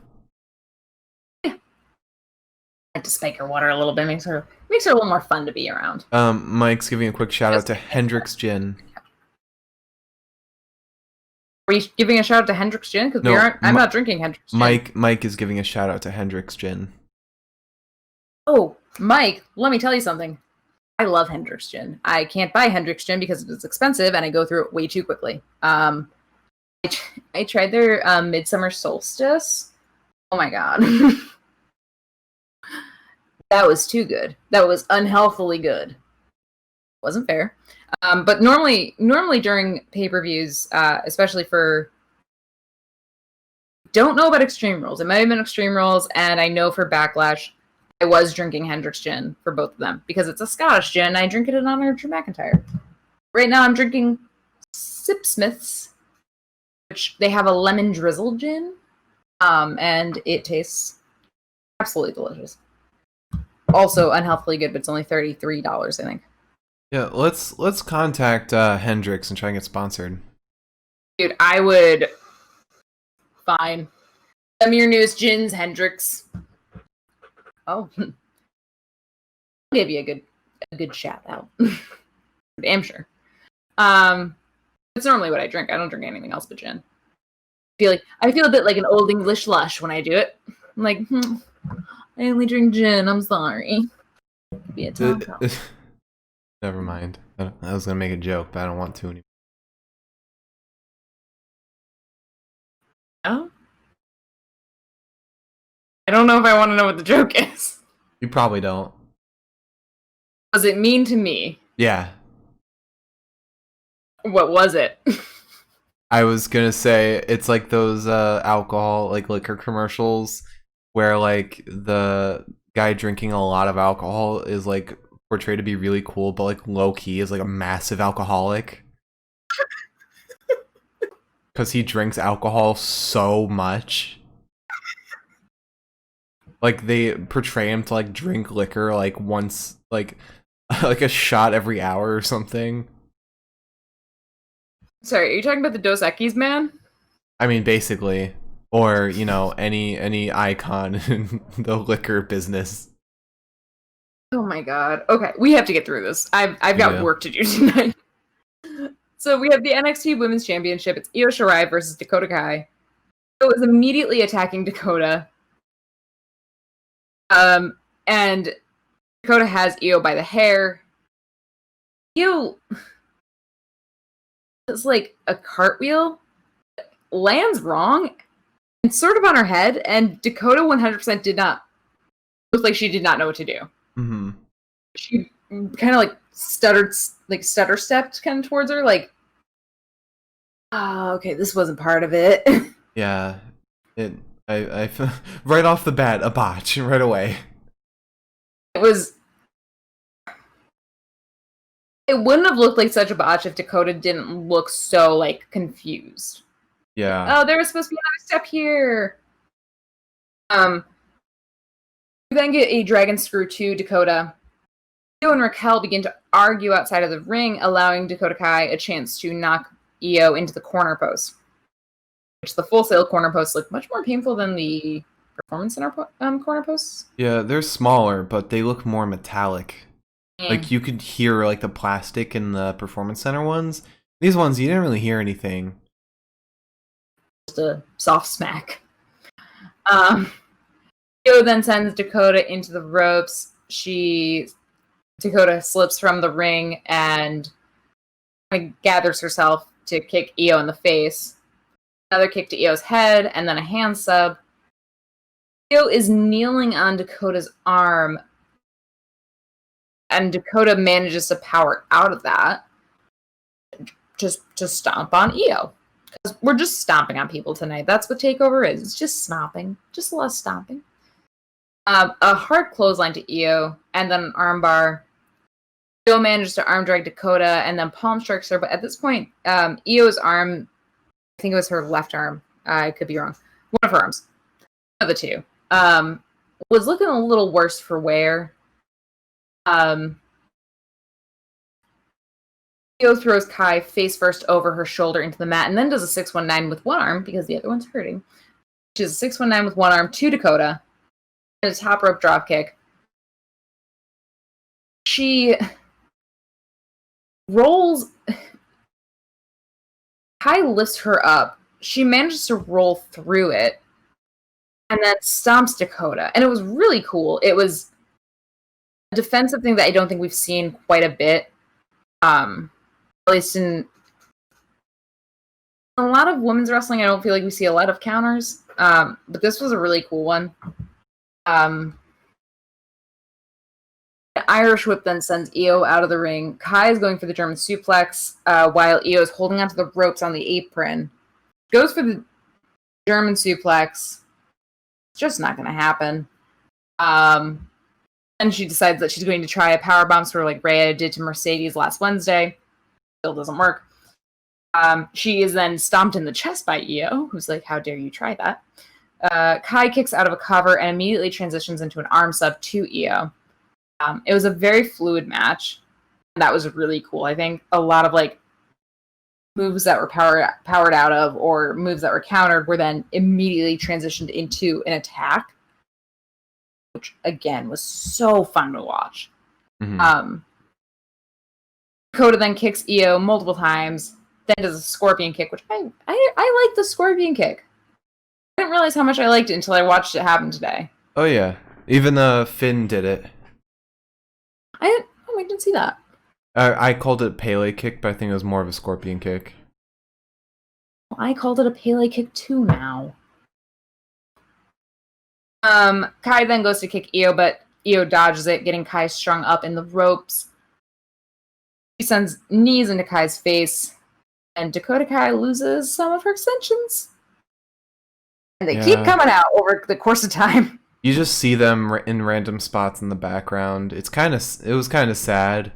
Not as sad as when Ruby Riott lost her extensions, but Ruby Riott lost like an entire half of her hair. Yeah, she looks like a truck hit her. That was bad. So Dakota sends two knees into the spine of Io and then transitions into a big armbar. Io breaks free. But Dakota is running out of luck. She tries to send knees to Io's face. And then Dakota accidentally knocks a ref out, which Io recognizes, but it doesn't stop her while this ref is laying prone. It doesn't stop her from doing her top rope moonsault to Kai. She pins her, or covers rather. It doesn't matter because the ref is dead. Yeah. So Raquel, who's been standing on the sidelines this whole time, looking fabulous as ever, power bombs Io. She gets in the ring. She's like, okay, there's no ref. I don't really care about what happens here. She power bombs Io and then drags Dakota on top of her and wakes the referee. And the referee's like, oh my God, where the fuck am I? oh, I gotta count. He's like, you're on top of her. Sure. 1, 2. Io powers out. Somehow she manages to get through that entire powerbomb, all of the rigmarole, if you will. There's a headlock on Kai, but Kai also powers out, sends a big knee to Io. Then there's a moonsault up the top rope from Io to Kai and Gonzalez. Io says, I'm not done yet. Kai's in the ring. She does the standing moonsault again off the top rope. He pins her. She wins. Referee counts. He's like, "Thank God you won. I'm so tired." But after she wins, Raquel still attacks her. She's fine after that. Mm-hmm. And then Rhea comes out, which, if anyone remembers, and I'm sure you might, Rhea and Io were best palsies. Best pals. Up until about Takeover in your house.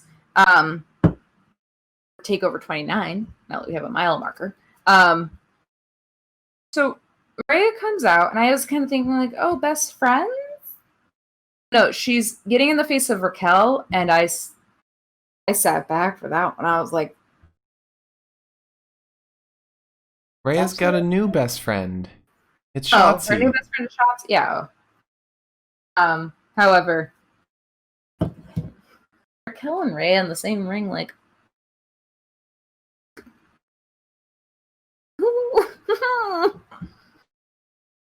just saying, like,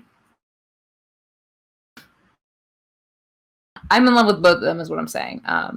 They're very attractive. I'm very attracted to both Rhea and Raquel.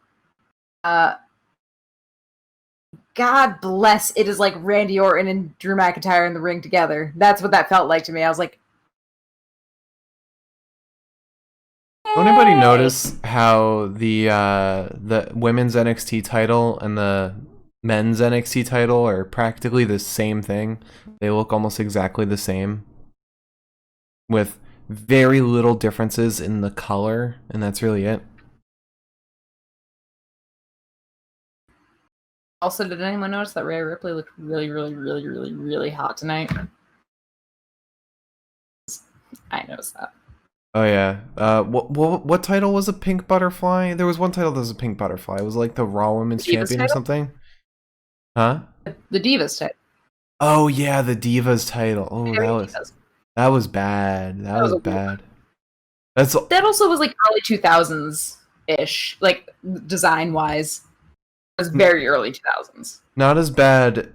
Well, actually, no, it's not as bad as when Jeff Hardy had a title, and he made a title that was basically his face paint. Sorry. I saw the chat. I saw the chat. I'm sorry, Splucha, you are absolutely correct.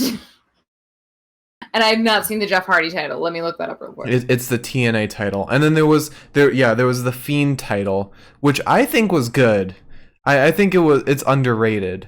Not great, like not as good as a new United States Championship. That's one of my favorites. But yeah, no, the Jeff Hardy one is awful. Awful. I haven't seen that one. I genuinely have no frame of reference for what you're talking about at all. The Jeff Hardy one? Yeah. I might be able to look it up really fast. Wait, let's see if I can look it up faster. Jeff Hardy HD Hardy TNA. I got it. Title. No, I'm looking it up. It's so bad. It is so ugly. That's right. Yeah, God. But yeah, both titles are basically exactly the same, and it kind of sucks. All right, shall we move into our final fuck up of the night? Yeah.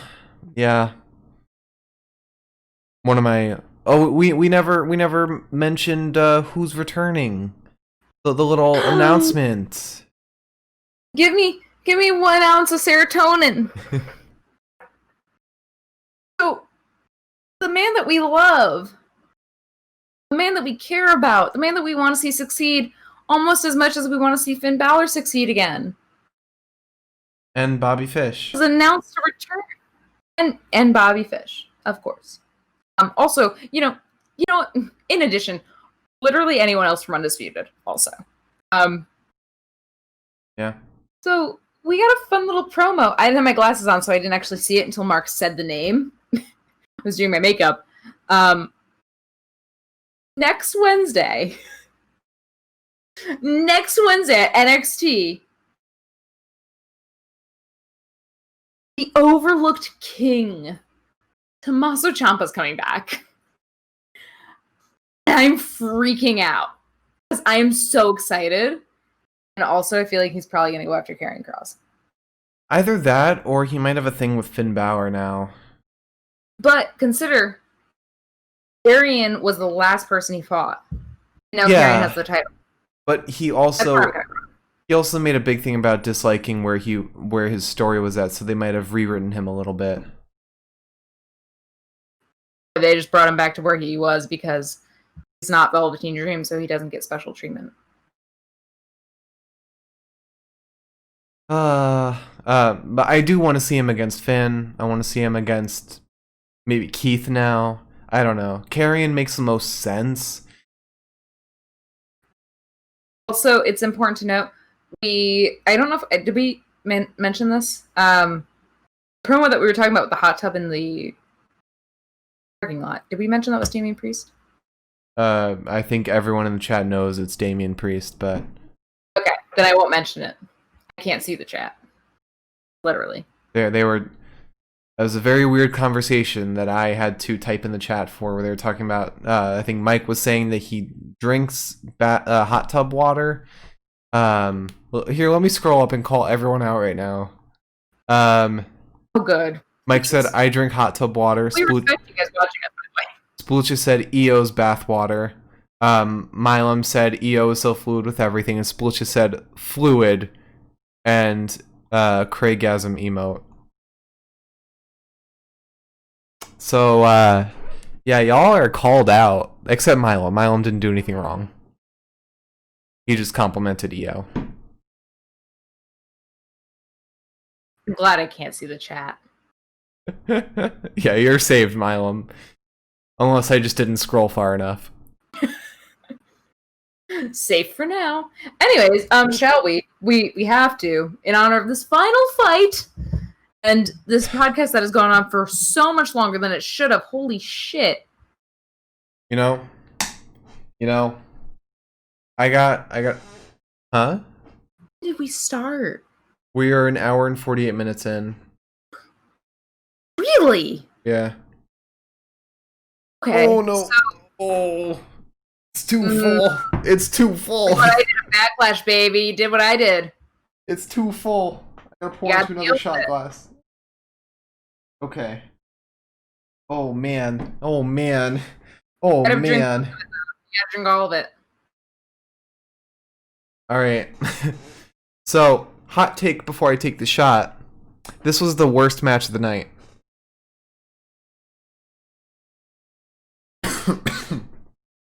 God damn, that sucks.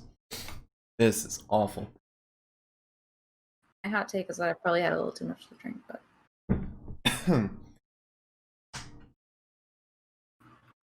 Oh, this match was awful.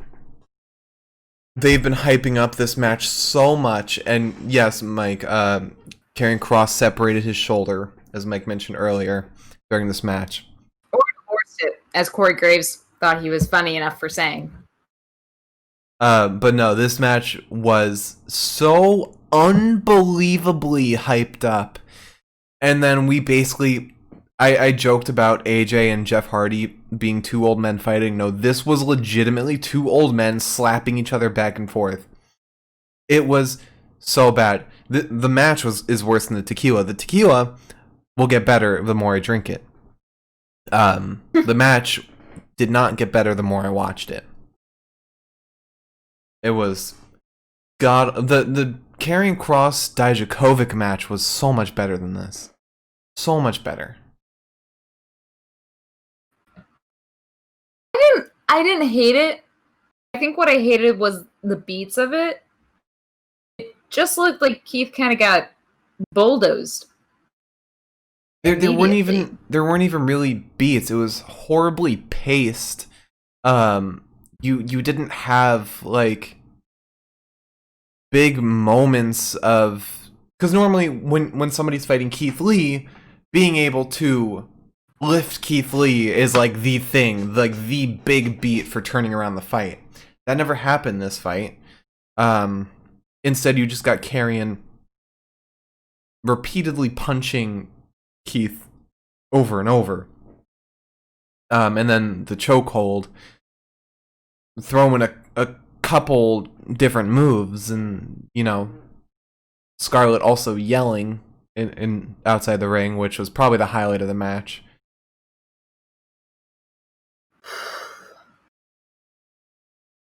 Yeah.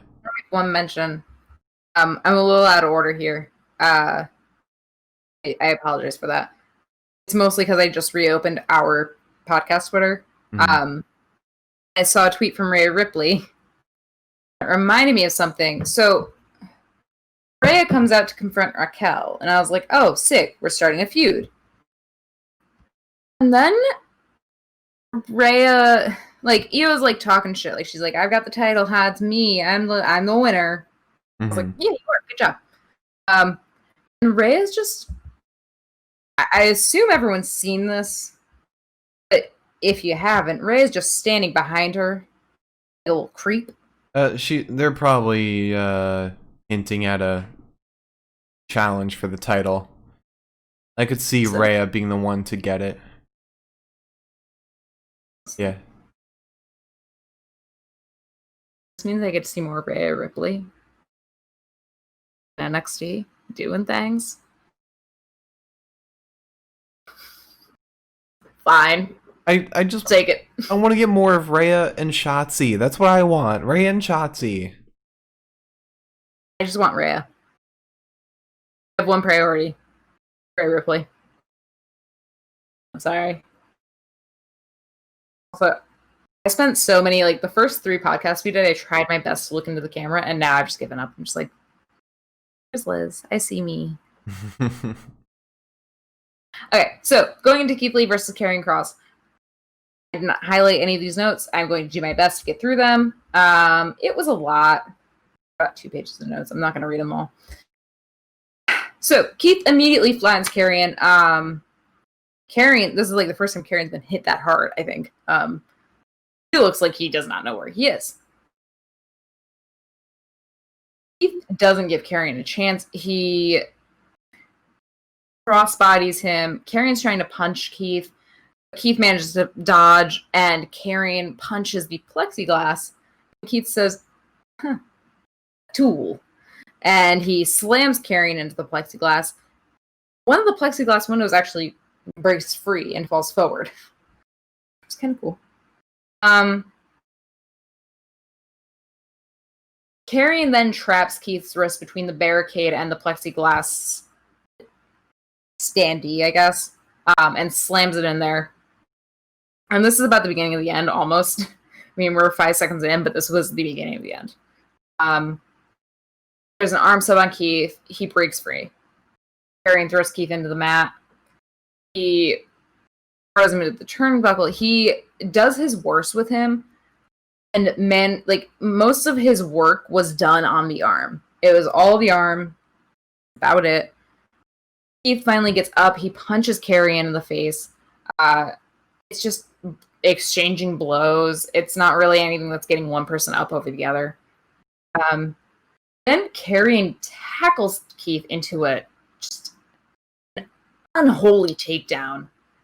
And then an armbar on Keith. But we all know what this looks like, because when you have an armbar on Keith, but your legs are against his chest in a 45-degree angle, that usually means that you're about to be powerbombed into the mat. I saw that coming. Karrion, in terms of entertainment, did not. He is powerbombed. Lee punches Cross, then sends a forearm cross his way. He bombs Karrion into the mat once more. Karrion then kicks Lee in the face and kind of does a DDT. It's a very messy one. It's a very tired one. They looked very sleepy going into this. Maybe after like the first few hits. Karrion's going for the suplex, but Keith fights him. He sends elbows to Karrion's head, headbutts him. It doesn't mean anything really. He ends up suplexing Karrion into the mat. I I've had too much bubbly carbonated things. He suplexes Carrion into the mat. He then sends a lazy little punch to Carrion, but he was still fighting. That's what mattered. That reminds me, this fight, as even as lazy as it was, all of the punches, all of the hits missed by a mile. It's not even like they punched a lot, but like it's Dexter Lumis punching. Which, by the way, for those who don't know, I'm a huge fan of Dexter Lumis's jabs, because those look like they connect really well. These missed so obviously. It was so Hollywood, I guess, where everything just misses by a mile, but you don't have the camera tricks to really obscure it. Everything just missed so bad, and that's one of the reasons why this match is kind of ruined for me. Why? What'd you just see? I'll tell you at the end of this. Okay, I assume it's big. Oh my god, Christ! So, I'm not letting my phone die on this one. Lee flattens Carrion. He sends an arm into Carrion's chest as he runs off the ropes to him.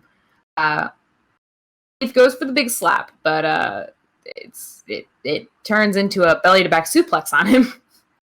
There's a headlock on Keith. He's still. It's the headlock that Carrion did to Dijakovic. Somehow Keith, even though he looks like he's dying, is still alive and manages to grab the rope. Keith finally gets his big slap in. He shoulder checks Carrion to the mat. Spirit bombs him, and I was like, okay, we're good. This is over. We're done. Keith wins. I don't have to drink again. Keith goes to the top rope. Cross grabs his ankle. Keith chokes Carrion for like a little moment, and then Carrion sends Keith into the mat, just flattens him out, and wins. Do you want the news I just got? Yeah. Well, what is... Oh. News section. Oh, no. Karrion Kross was injured at WWE NXT TakeOver 30. Yeah. He separated his shoulder. Yeah, I said that. Yeah. I literally said, Mike said earlier in the chat that Karrion Kross separated his shoulder. I thought that we were talking about Keith Lee, so I was not paying attention. No. I thought we were talking about Keith Lee. They made a joke about Keith having his arm screwed up, and they were like, oh, his shoulder separated, or like that could have separated his shoulder. And Corey Graves thought he was funny enough to say, I think his shoulder would have been divorced from his body at that point.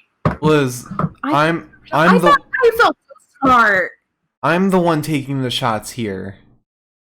Lord. Now I just feel silly. I got my news thing out. Technically, both Milam and Mike said it. Right. I can't see the chat. I need to see my notes. But I said it to you. I told you. I wasn't listening. It's okay. It's okay. I appreciate you being on top of it. I appreciate you being so on the ball on this. Thank you. Now, that's the end of our pay-per-view. It's the end of this god-awful match. Where, like, Splucha gave an excellent example. How, like, Karrion Kross, if he was gonna win, should have just destroyed Keith Lee. Like, that's what they've been setting up Karrion Kross as. And that's what we should have gotten. With the match that we got, Keith Lee should have won. Yeah. And he gave the example of Brody Lee destroying Cody on AEW for the title. And I saw some clips of that on Twitter. Like, Cody was being carried away in a stretcher, and Brody Lee, aka Luke Harper, literally just kicks over the stretcher. Which, I wish we got more of that on WWE. But that's what this match should have been.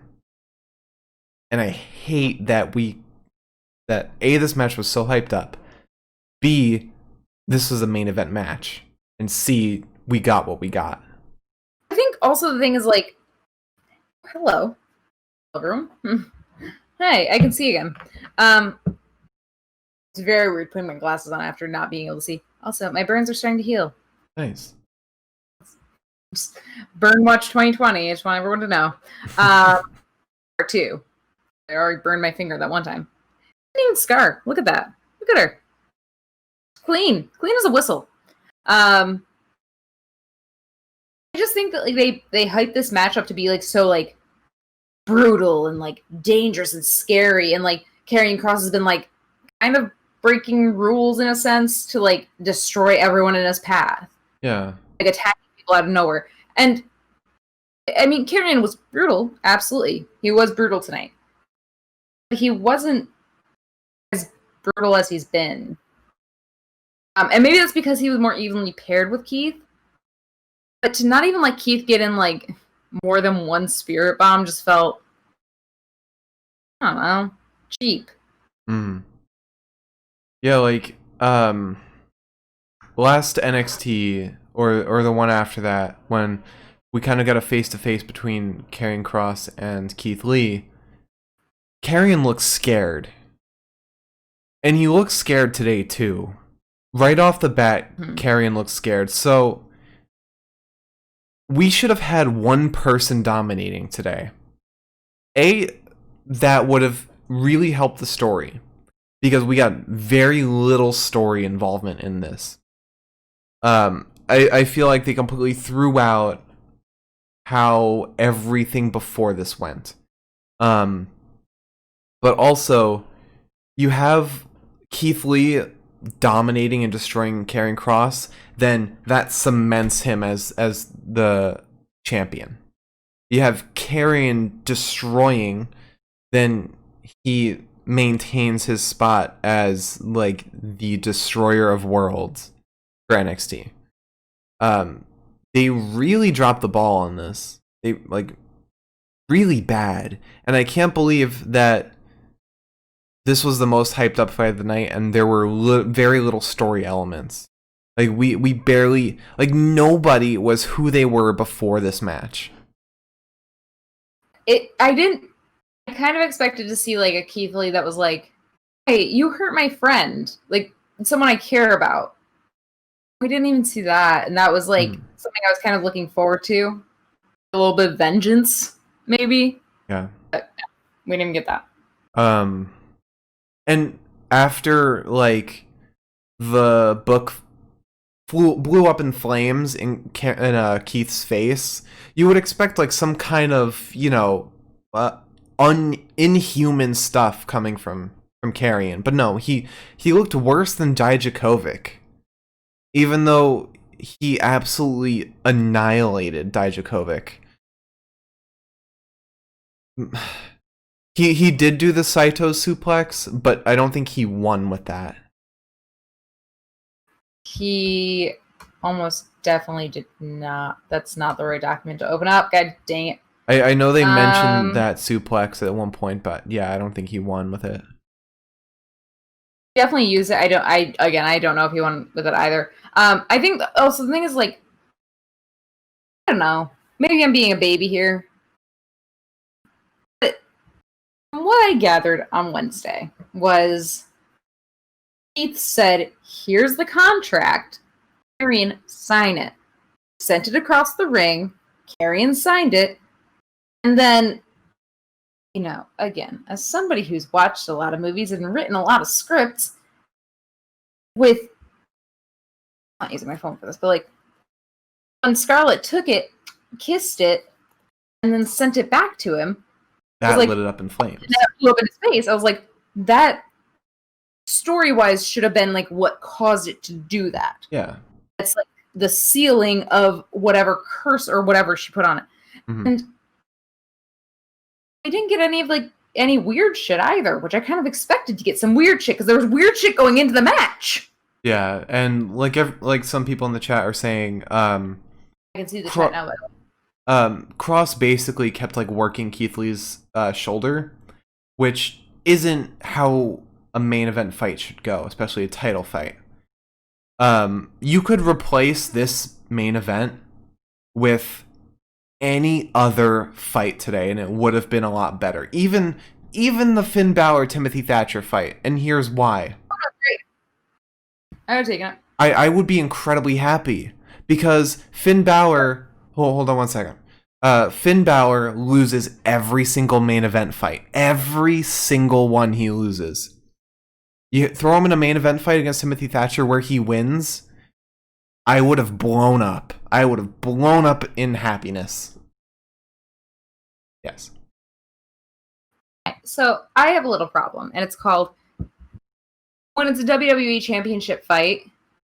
More often than not, if there's a women's championship and a men's championship happening in the same evening, it's typically the men's championship that gets the main event status over the women's championship status. Mm-hmm.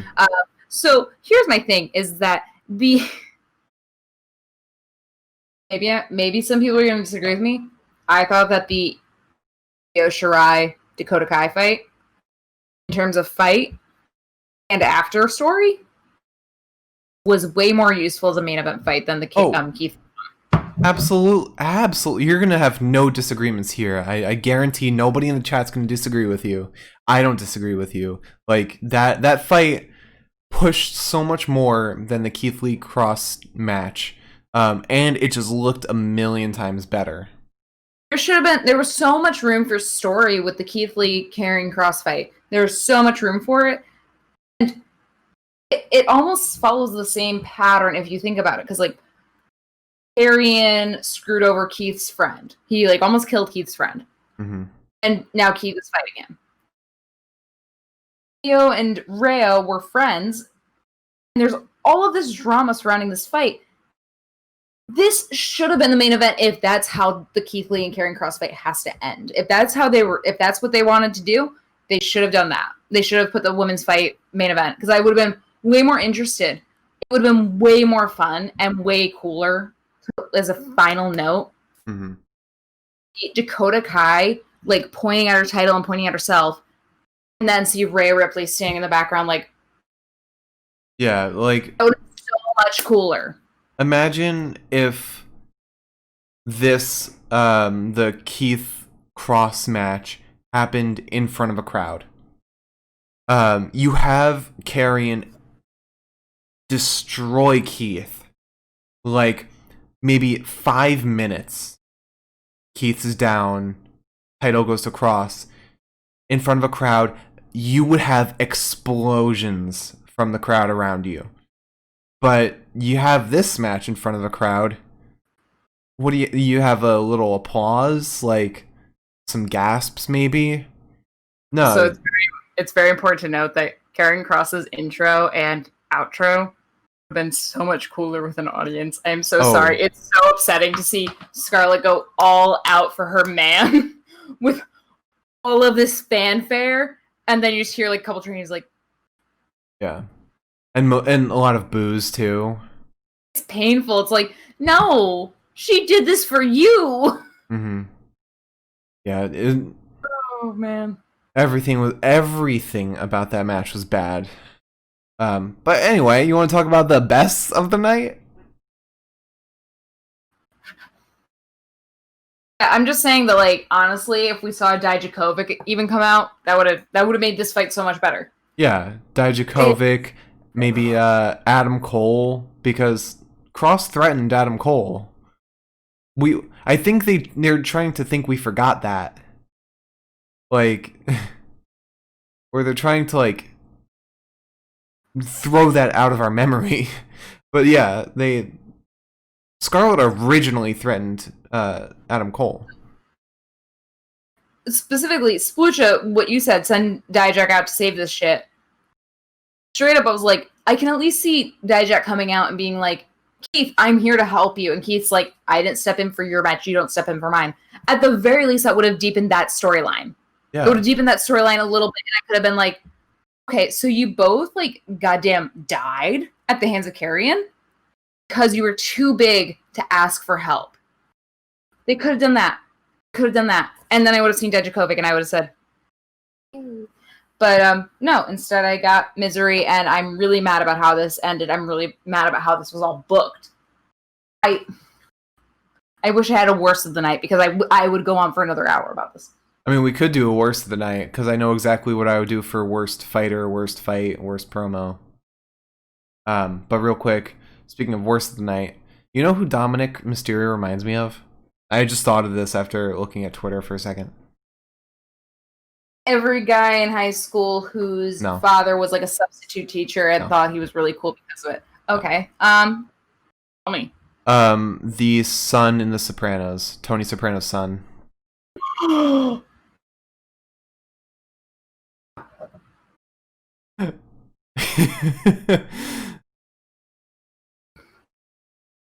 quick.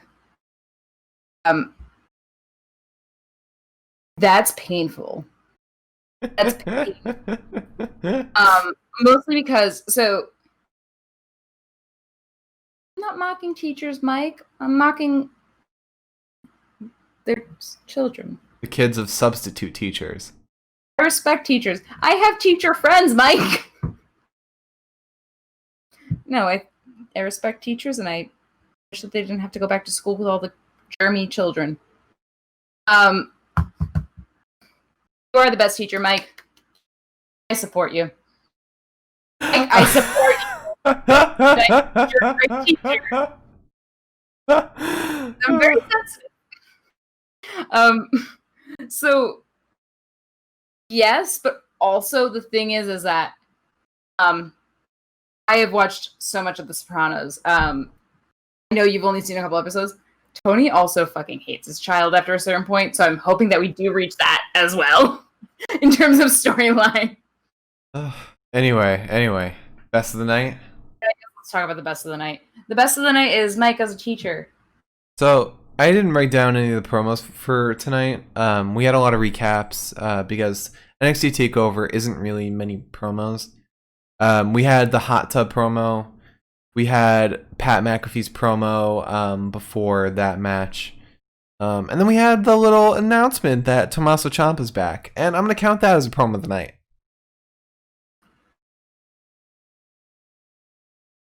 I don't like the chat right now. Oh yeah, they want McAfee to win. Why? Guys, why? Because they're contrarian. Like the They want Velveteen to win constantly. I don't think y'all were watching back when I had other things to say about Velveteen and Matt Riddle, but I think you should go back to those podcasts. There was also the announcement that NXT UK would be back too, but I still think Tommaso Ciampa being announced is the promo of the night. Mark. Yes. Are we gonna have to watch NXT UK for the podcast? Yeah. Okay. Just like how I legitimately did not count any NXT UK stats into my records spreadsheet. So. But did McAfee cut a good promo? I see the chat saying that, but I don't really remember a McAfee promo, really. It was right before the fight. It was after Adam Cole was announced into the match. McAfee was just backstage and was talking shit. Oh, yeah, okay. As far as things that made me actually have, like, a visceral reaction. I know what you're gonna go for. I'm sorry, guys. I'm sorry, chat. This is why I don't like having chat open when we do Best of the Night. This is the only time I can do it, and I want to see everyone's things to say. But then they sway me because I love going with the flow. I love agreeing with people. Mike, you don't run this podcast. You can't say Ciampa doesn't count. Mike's been so nice to the podcast. I have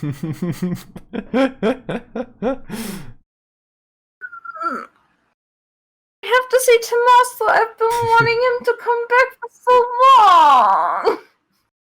Ever since his sad boy Instagram post. Yeah. I mean,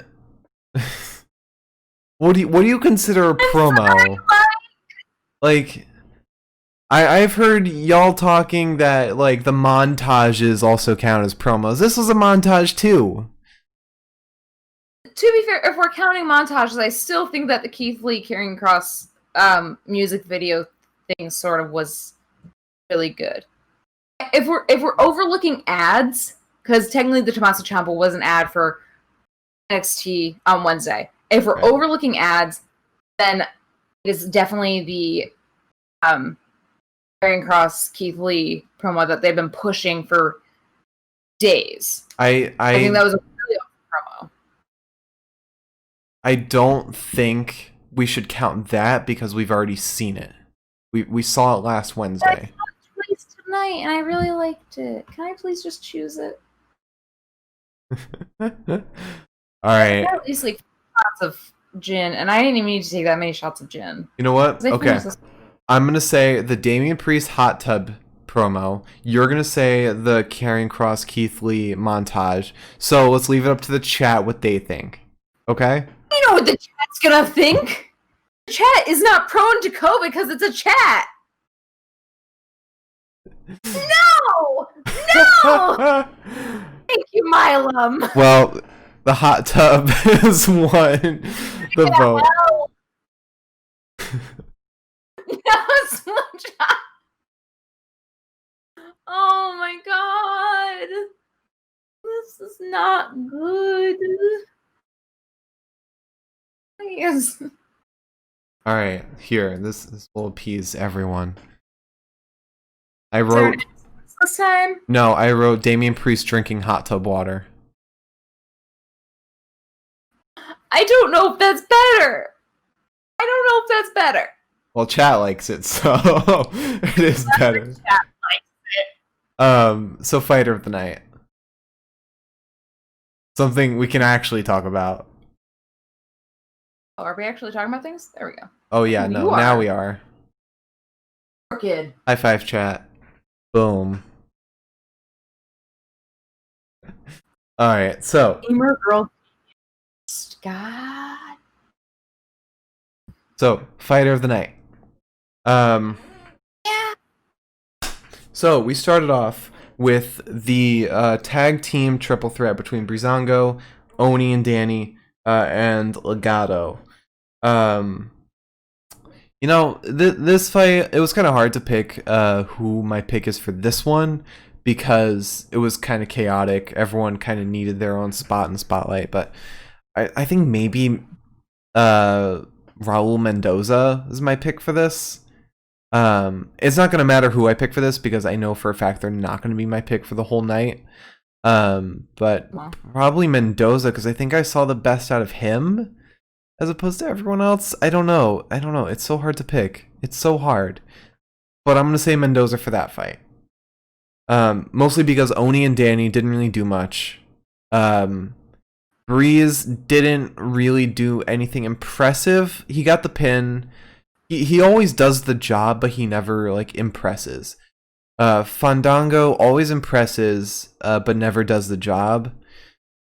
But he didn't do so much impressing today. And so that just leaves Wild and Mendoza. And Wild did much less than Mendoza. So I gotta go with Mendoza for that fight. And then we move into Finn Balor versus Timothy Thatcher. Now, my pick for this fight is Finn Balor. Because the thing with Timothy Thatcher that makes him such an impressive fighter and makes his fight so great isn't necessarily his fighting. This is all my opinion, by the way. Timothy Thatcher's fighting doesn't necessarily make him the best fighter. What makes his fights the best fights is when somebody counters his fighting style. The way Finn was countering Timothy today was amazing. He was countering in the best ways possible and like looked like a hugely different Finn from what we've been seeing. And going back to Timothy, that's the big reason why watching like say Timothy versus Oni, it's because you don't want to see somebody get in those submissions. You love to see somebody get out of them. Or you just love to see Timothy Thatcher's unsanctioned murder time, where he just breaks somebody by submitting them. But since that doesn't happen in sanctioned fights like this, you love to see people get out of it. Which is why Finn Balor was so amazing today. And I wish we had this Finn Balor so much more, especially during main event matches. But no, we get the Finn that's hated by Triple H. I want to point out so much about what Finn did today, but I cannot remember specifics of what he did. I know he stomped on Timothy's chest so many times. Do you remember anything specific of what Finn did tonight? Because I'm having trouble remembering like specific moves he did that like looked amazing. I mean, he managed his coup de grace. He managed a couple of good stomps, and that's one of his bigger things. He wasn't able to do the sling blade. Mm-hmm. He tried to do the sling blade, but I think the main thing here was that he was able to still do things like the stomp and his coup de grace, which are both very leg-oriented moves, in spite of injuring his knee. I don't want to look like a mark here. Want me to keep going? I think that was impressive to be able to do after Timothy Thatcher. Which also, another thing I mentioned was, there's sometimes during fights where I'm like, oh, they look so tired, but like, I ain't done shit. But with this fight, when they started looking tired, I was like, I can see why. I can see why you're tired. It's been a long one. But even when they were tired, it still didn't devolve into the Keith Lee Karrion Kross fight. That this match still maintained itself,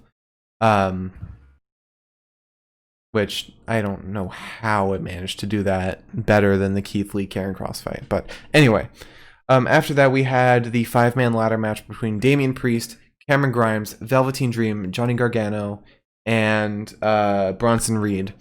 And I know you and chat were kind of talking about how this was kind of a bad fight. I very much enjoyed this fight. I enjoyed how silly it was, how kind of cartoonish it was. I didn't enjoy when two people had the ladders and kind of doing synchronized movements with them. That was a little ridiculous. But I enjoyed Cameron Grimes pulling out the mini ladder. I also enjoyed him pulling out the massive ladder. And Johnny Gargano looked amazing in this fight. Damian Priest took too many hits, but looked like he looked like the villain, or he looked like he was doing a cinematic fight, which is great. Cameron Grimes also looked awesome. Bronson Reed, I was also a little more convinced towards today than normal. That might have been because I was just cheering against Velveteen Dream. But Bronson Reed did look better than normal. The appearance of Candice did make this fight a lot better. Great. Oh yeah, absolutely. And Candice also looked fantastic today. But I think there was a lot to this fight that I think it also went too long. There were a lot of moments of just the competitors climbing the ladder, getting knocked down. It was very repetitive,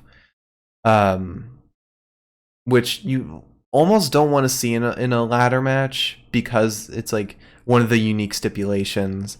You want to see kind of you want to see it being dynamic, but it definitely was not the worst fight tonight. I can guarantee that. And then after that we had. Oh, I didn't pick a person. I thought we were talking about fight of the night. No, we're talking about fighter of the night. Um, the fighter of the night is Johnny Gargano. He looked amazing. Of this fight, not of the night in general. It was Johnny. Johnny looked awesome. Not only did he pull off amazing moves, but at the same time, he had that personality to him that he brings in every fight. Splucha, I was rooting for Cameron Grimes, but Johnny just looked incredible. Yeah, I love how Johnny looked today. Especially after that flying ladder DDT. That was exactly what you want to see from a ladder match like this. But yes, a second place goes to Cameron Grimes for being the comic relief of the night. And then after that, we have Adam Cole versus Pat McAfee. Now, Pat did look amazing. He shocked everyone by looking as great as he did. But still, I think Adam Cole is the pick of this fight. No matter how many meme pics of Pat McAfee I will see in the chat. Adam Cole, when he did that, what was that? The San Diego Slammer was his finisher. That move was just so cool. I want to see so much more of it. Although Pat was the most impressive of the night, mostly because his bar was like say the bottom of my frame is like the baseline for people. Pat McAfee was like down to the floor, which you can't even see. Just because he exceeded expectations doesn't necessarily mean that he was the best. Adam Cole, although he won and was supposed to win, he still looked amazing. But regardless, I don't think Adam Cole is my pick of the night, regardless. And then we move on to Dakota Kai versus Io Shirai. Io looked the best here. Io looked amazing. Although this isn't the best Io we've seen, because Io mostly just took a lot of hits today. She looked better than Dakota. She looked fantastic. No, Io is also not getting my vote. I liked Io. I thought she was great. She is one of the best wrestlers that NXT has right now. I'm officially going to stop looking at the chat for the rest of my arguments here. She mostly just got beat up today. She had some nice moments, but she mostly just got beat up. Yeah, that's all I can really say about that fight, unfortunately. I wanted to see more of Dakota. I thought Dakota would have really surprised us all, but unfortunately she didn't. And then we have Karrion versus Keith, and Karrion was the best old man throwing some punches today. Yeah, that Karrion was the best old man. Now, as far as my pick for the best fighter of the night for NXT TakeOver 30 is, and I guarantee everybody will hate me for this. Everybody will disagree. I guarantee you will disagree with me. Probably. It's Finn Balor.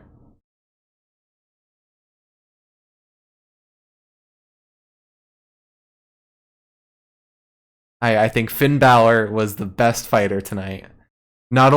He was consistently great, and that's the key word here. Consistently great throughout the entire fight.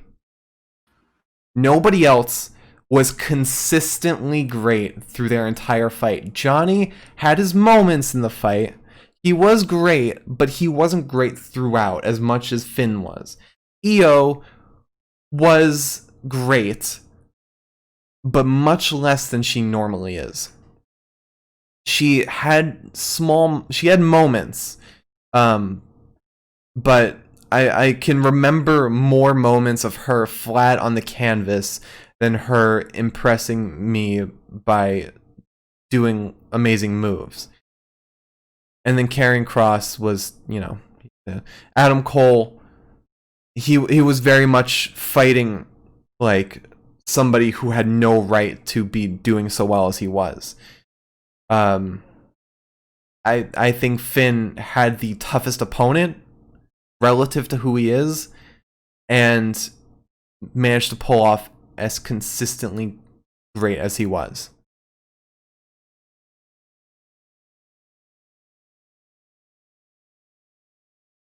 Now, who's your pick? Is it Fandango? Closing out of the chat for this. Yeah, no. Chad is ruthless tonight. Chad is always ruthless, and I appreciate that. I like being checked at every turn. However, can I guess? My pick of the night was difficult because I kind of figured you were going to go probably pretty hard against it. Can I guess? You can. I'll probably be wrong. Is it EO? No. Is it Fandango? Tyler Breeze? My fighter of the night was Finn Balor. Oh, look at us! Look at us! Oh my god! A good reason. It's, again, going back to the point I made before, and this is why I closed out the chat. Because he does the thing that makes me most impressed with other wrestlers, which is, as I said earlier in the podcast, he is really good at being a submission-based wrestler when he needs to be, and he's really good at being an entertainment-based wrestler when he needs to be. And I really respect somebody who can balance out the two of those things, and who can change their defense and change their offense based on who they're fighting. And I think that's something that's overlooked about Finn a lot. Because the Finn you see fighting Damian Priest, or the Finn you see fighting even Seth Rollins, it's different from the Finn you see fighting Dexter or Timothy. It's a different guy altogether. And the fact that he's got the grasp to do both of those things is impressive as hell to me. And I know sometimes, like, when I choose Drew for, like, my promo of the night or whatever, because he hasn't fought in a minute, it's usually looked at because, like, I just am attracted to him. But I love Finn so much. That's not why I'm choosing. Look at the Finn that fought Damian Priest the last Takeover. There was the big moment where he threw Damian onto the metal steps, and you didn't see Finn today throwing Timothy like across the ring. Instead, yeah, like you said, he was adapting to how Thatcher was wrestling, very much the AJ Styles type wrestler. And yeah, I think Finn was, like I said, the key word here is consistency, and Finn definitely had the consistency over anybody. It's especially when you consider the ladder match. Nobody was consistently great during that. Nobody was consistently great during the Dakota Kai EO match. And the Adam Cole Pat McAfee match was too Hollywood to really consider anybody from that, because it's very much Adam Cole was supposed to win. I think the thing with that was it was, first of all, I just want to say, Milam, I'm the one making the argument that Finn adapts his style. I opened the chat again. Also, love reopening the chat. And yes, Milam, my asterisk for this fight, though, is Hot Ref, who clearly is having a fight against his goddamn tanning booth, apparently. That being said, I think the one thing that the Pat McAfee Adam Cole fight would have won if it weren't for the fact that we really haven't seen Pat fight before, us personally. Yeah. So we don't really have that like grasp or like that frame of reference. Well, I think that kind of helps him out in the argument. Like I was definitely considering him for one of the fighters of the night because we've never seen him wrestle before. He's just been, a football player. So that sets the bar so low for him performing, and the fact that he exceeded all expectations puts him as in consideration. But especially when you consider that he had the amazing character moments that he had, and he added so much personality to the ring. But he still didn't have the consistency or the unique fighting style that Finn Balor had. Yeah. I definitely think that if we were to see Pat in like several more matches and he was to perform the same exact way that he did tonight, absolutely. Oh yeah.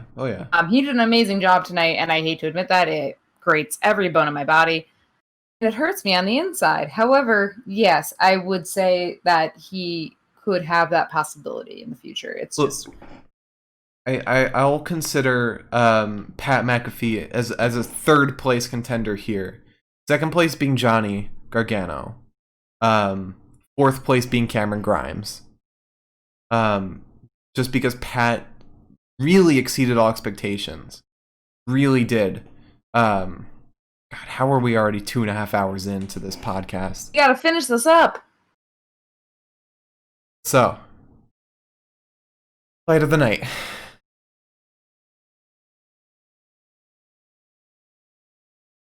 You ready for fight of the night? Or are you distracted?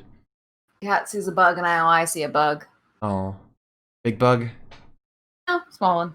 Okay. Flying though. Ugh. Well, fight of the night.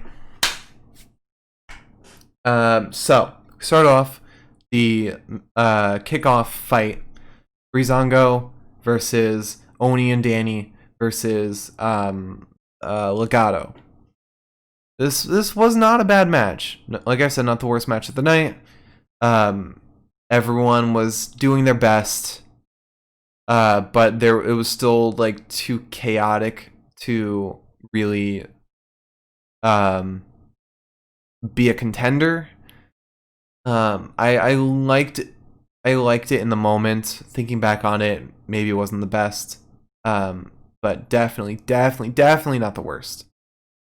And then after we had Finn versus Timothy Thatcher, which was a great match. Would be main event material for a regular episode. Both wrestlers were performing incredibly. And it had the dynamics to really keep it interesting the entire time. Like, I never got bored during this match. It was consistently great.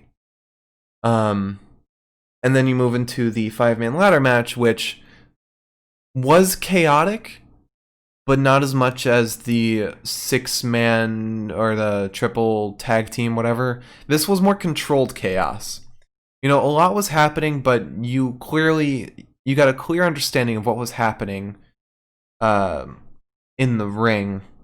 And there were a lot of great moments. So many great moments, like Velveteen Dream being thrown out into the crowd, Johnny doing the flying ladder DDT. You had the moment of Damien popping up behind, was it Velveteen or Bronson or whatever on the ladder? It was, I believe it was Dream or it was Grimes. Okay. Well, you had Damien popping up there. You had the moment with the mini ladder. You had the moment with the giant ladder.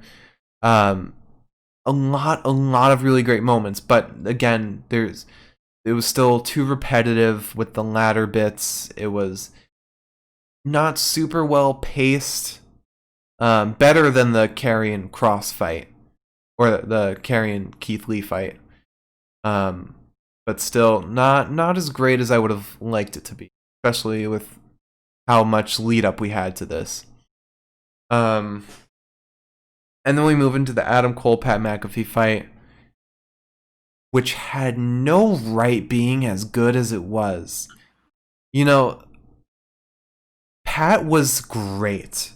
Pat was awesome, especially since he had the extra personality, as I already mentioned, mixed with Adam Cole being as great of a wrestler as he is, and being different from how we've seen him. Yeah. I saw the Kyle O'Reilly shout out.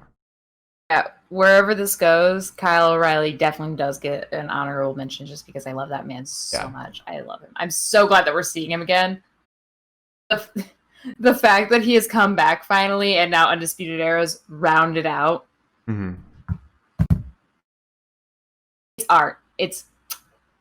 That is my chef's kiss of the night. But yeah, the Adam Cole was fantastic, and he had some character development from the last time we saw him. He was more composed. He was focused more on just winning the fight than making McAfee, suffer.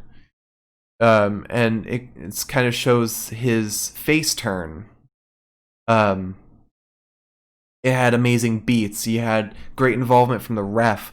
Everything about it was fantastic. This should have been the main event fight. It really should have. And I kind of hope we see more Pat McAfee. As awful as that may sound, I hope we see more of him.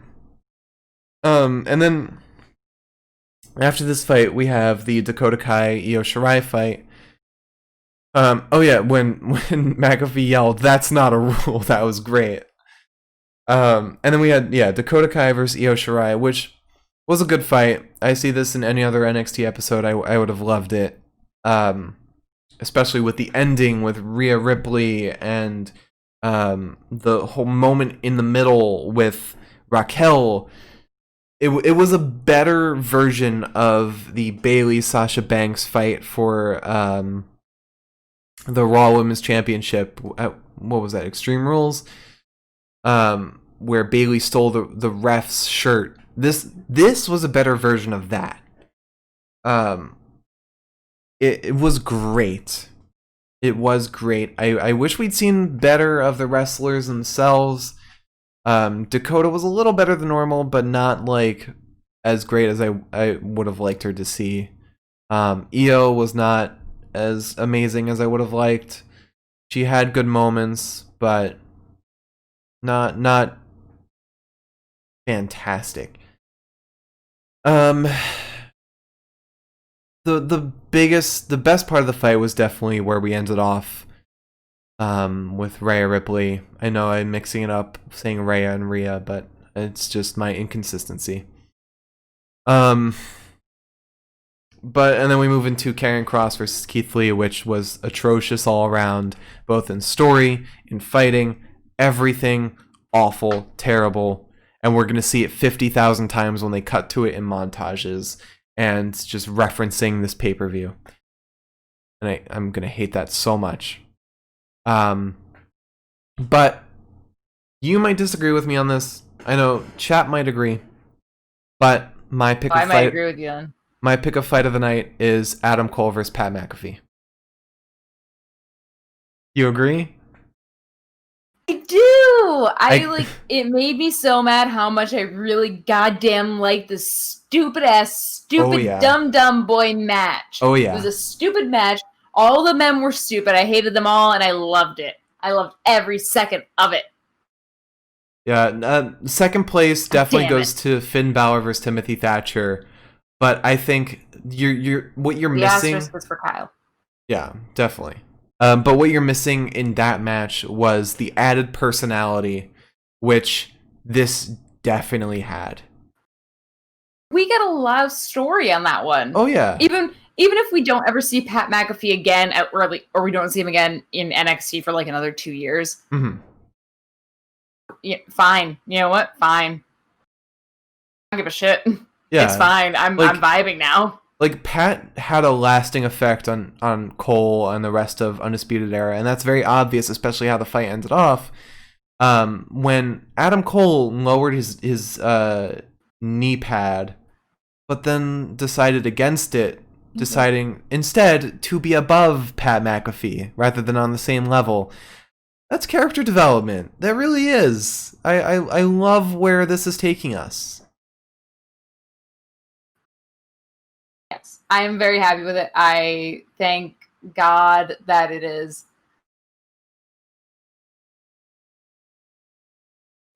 That we were able to pull something like this out of this pay-per-view. I feel like a lot of times with pay-per-views, they're so like focused on like the core message of the pay-per-view. And that's what I think I like about NXT takeovers is that like it's not always so themed that they feel like it's a strict like we have to act this way, we have to do this. We saw a lot of Adam Cole's character. As much as I couldn't stand him, we saw a lot of Pat McAfee's character. I really enjoyed this.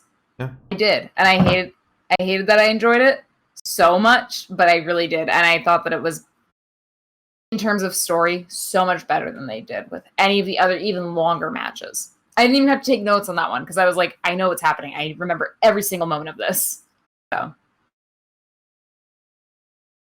I haven't typed it out. Adam Cole versus.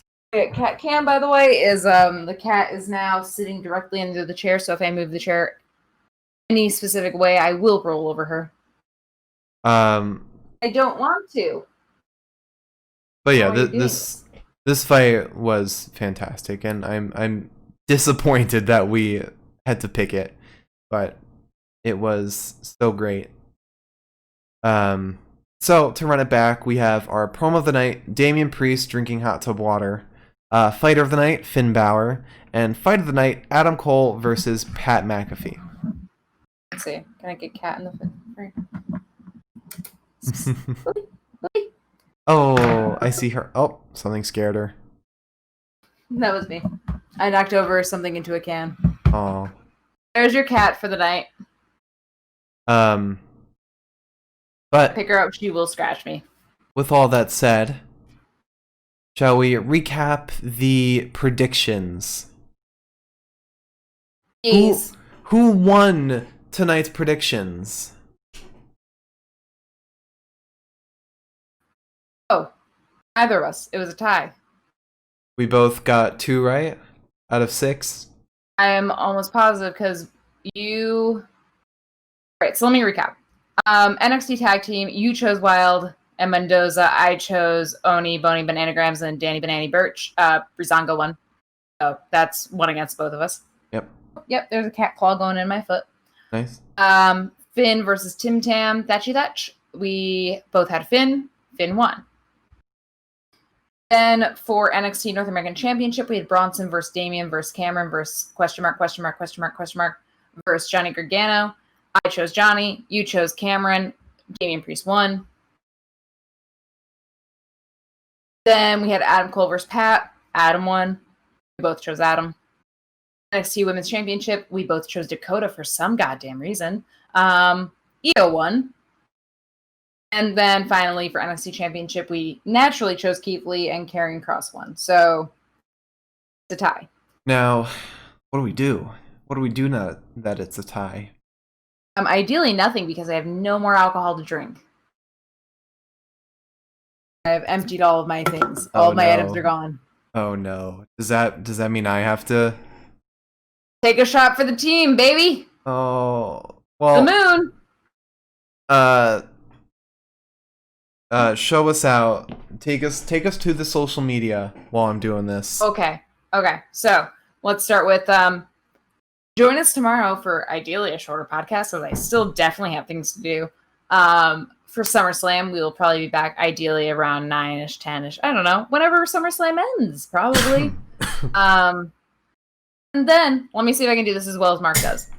Okay. So if you want to follow us on here, do that. Because if you're watching this right now, follow us on the Twitch. Mark, can you do this? I'm not very good at it. Okay.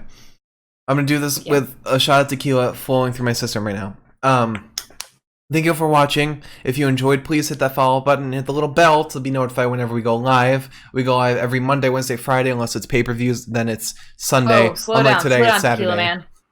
Slow down, Tequila Man. You're going too fast. I need this slower. All right. So follow, bell, notified Monday, Wednesday, Friday, except pay-per-view Sunday, maybe Saturday, like today.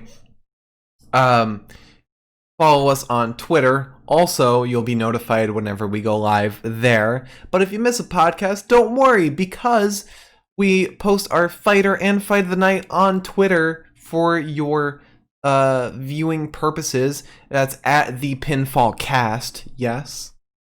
I just want to say, I love when you guys respond to our tweets. It makes me laugh. Yes, it really does. And so that's the podcast Twitter, but follow our personal Twitters as well. I'm at the Mark Cameron. Liz is at Eliza Elaine23. And I have a personal Twitch, twitch.tv/Mark Cameron. We started the UPF World Championship Tournament. I unexpectedly battled today after one of our trainers was unexpectedly removed and unable to fight. So I won, baby. I won. Mark Manfred over here. Chilling it out. And you can buy some UPF merch too. But we combine wrestling and Pokemon into something really cool. Liz is writing for it. It's awesome. Definitely check it out. Twitch.tv/Mark Cameron. And if you missed an episode of the podcast or missed part of this 3-hour podcast, check us out on YouTube. Simply so. If you search the Pinfall Podcast on YouTube, we'll be right there. And lastly, You'll find it. I did. We make short films too. So go to Verismo Productions on YouTube. We make awesome short films. Liz has made our longest one yet, and we're currently trying to produce a feature film right now. So Verismo Productions. Watch Ghost Boys. It's really goddamn funny. I'm very funny at writing. I'm very funny. It's a parody on ghost hunting shows. I may have had too many PBRs and watched too much Ghost Adventures. You would know. Anyway, Liz, you wanna send us out? Say some final words. I guess I'll send us out. Oh, do we want me to ramble for like a hot second here? Because I will. Well, we're gonna be live tomorrow. We gotta remind everyone. SummerSlam tomorrow. I did remind everyone while you were doing a shot. Sorry. Sir? Anyways, we will be live on Saturday. I hope that we will see all your lovely little faces. Thank you guys so much for joining us tonight. Thank you guys so much for being in the chat, for being around. It makes it so much more fun when you guys are involved. I love finally getting to read the chat. Putting my glasses on after going through all the matches. It's a thrill for me personally. We love having you guys around. So thank you so much for joining us tonight. We really hope that we'll see you tomorrow night. We understand it's a Sunday. It's kind of harder, but I don't know where y'all are time zone wise. We'll be more drunk tomorrow because we have a maximum of 9, maybe 10 predictions we can be wrong on. So we might be very drunk. I will not be because I have work in the morning. Okay, well, I might be. Mark's going to be really drunk. I'm going to hold it together for the team. Yeah. The squad. No. But yes, please join us tomorrow if you can. If you can't, I understand. But also, please join us if you can. I have to be doing stuff at 8:30 on Monday morning. I hope that you will also take that sacrifice. I don't know. Anyways, thank you guys so much for being here tonight. I think I've drawn us out 15 minutes. I ramble a lot. We still have 5 more minutes. Oh Christ! That's the cat okay. is laying under the bed again. Let me say some things. Thank you guys so much for the 14th time. The Mike Romies will be happening at the end of the year. Oh, man. It doesn't matter to anyone right now. It barely matters to me right now, but we are doing the Mike Romies, and I will make sure that it happens. You know what we forgot? The intro lasts several minutes, so we really have probably 10 minutes to go through, maybe 15. My bladder will not be able to handle that. Anyways, you want me to explain jorts again while you go to the bathroom? Oh my god, no. I want to let the people go to sleep. Okay. Folks, please join us on Saturday if you can. If you can't, that's awesome. It's fine. It doesn't matter. But we hope to see you. It does matter for us. Please tune in if you can. Yeah, I guess it does matter. But I understand if you can't. But yeah, thank you guys so much. There's a difference between jorts and jean shorts. Vibes.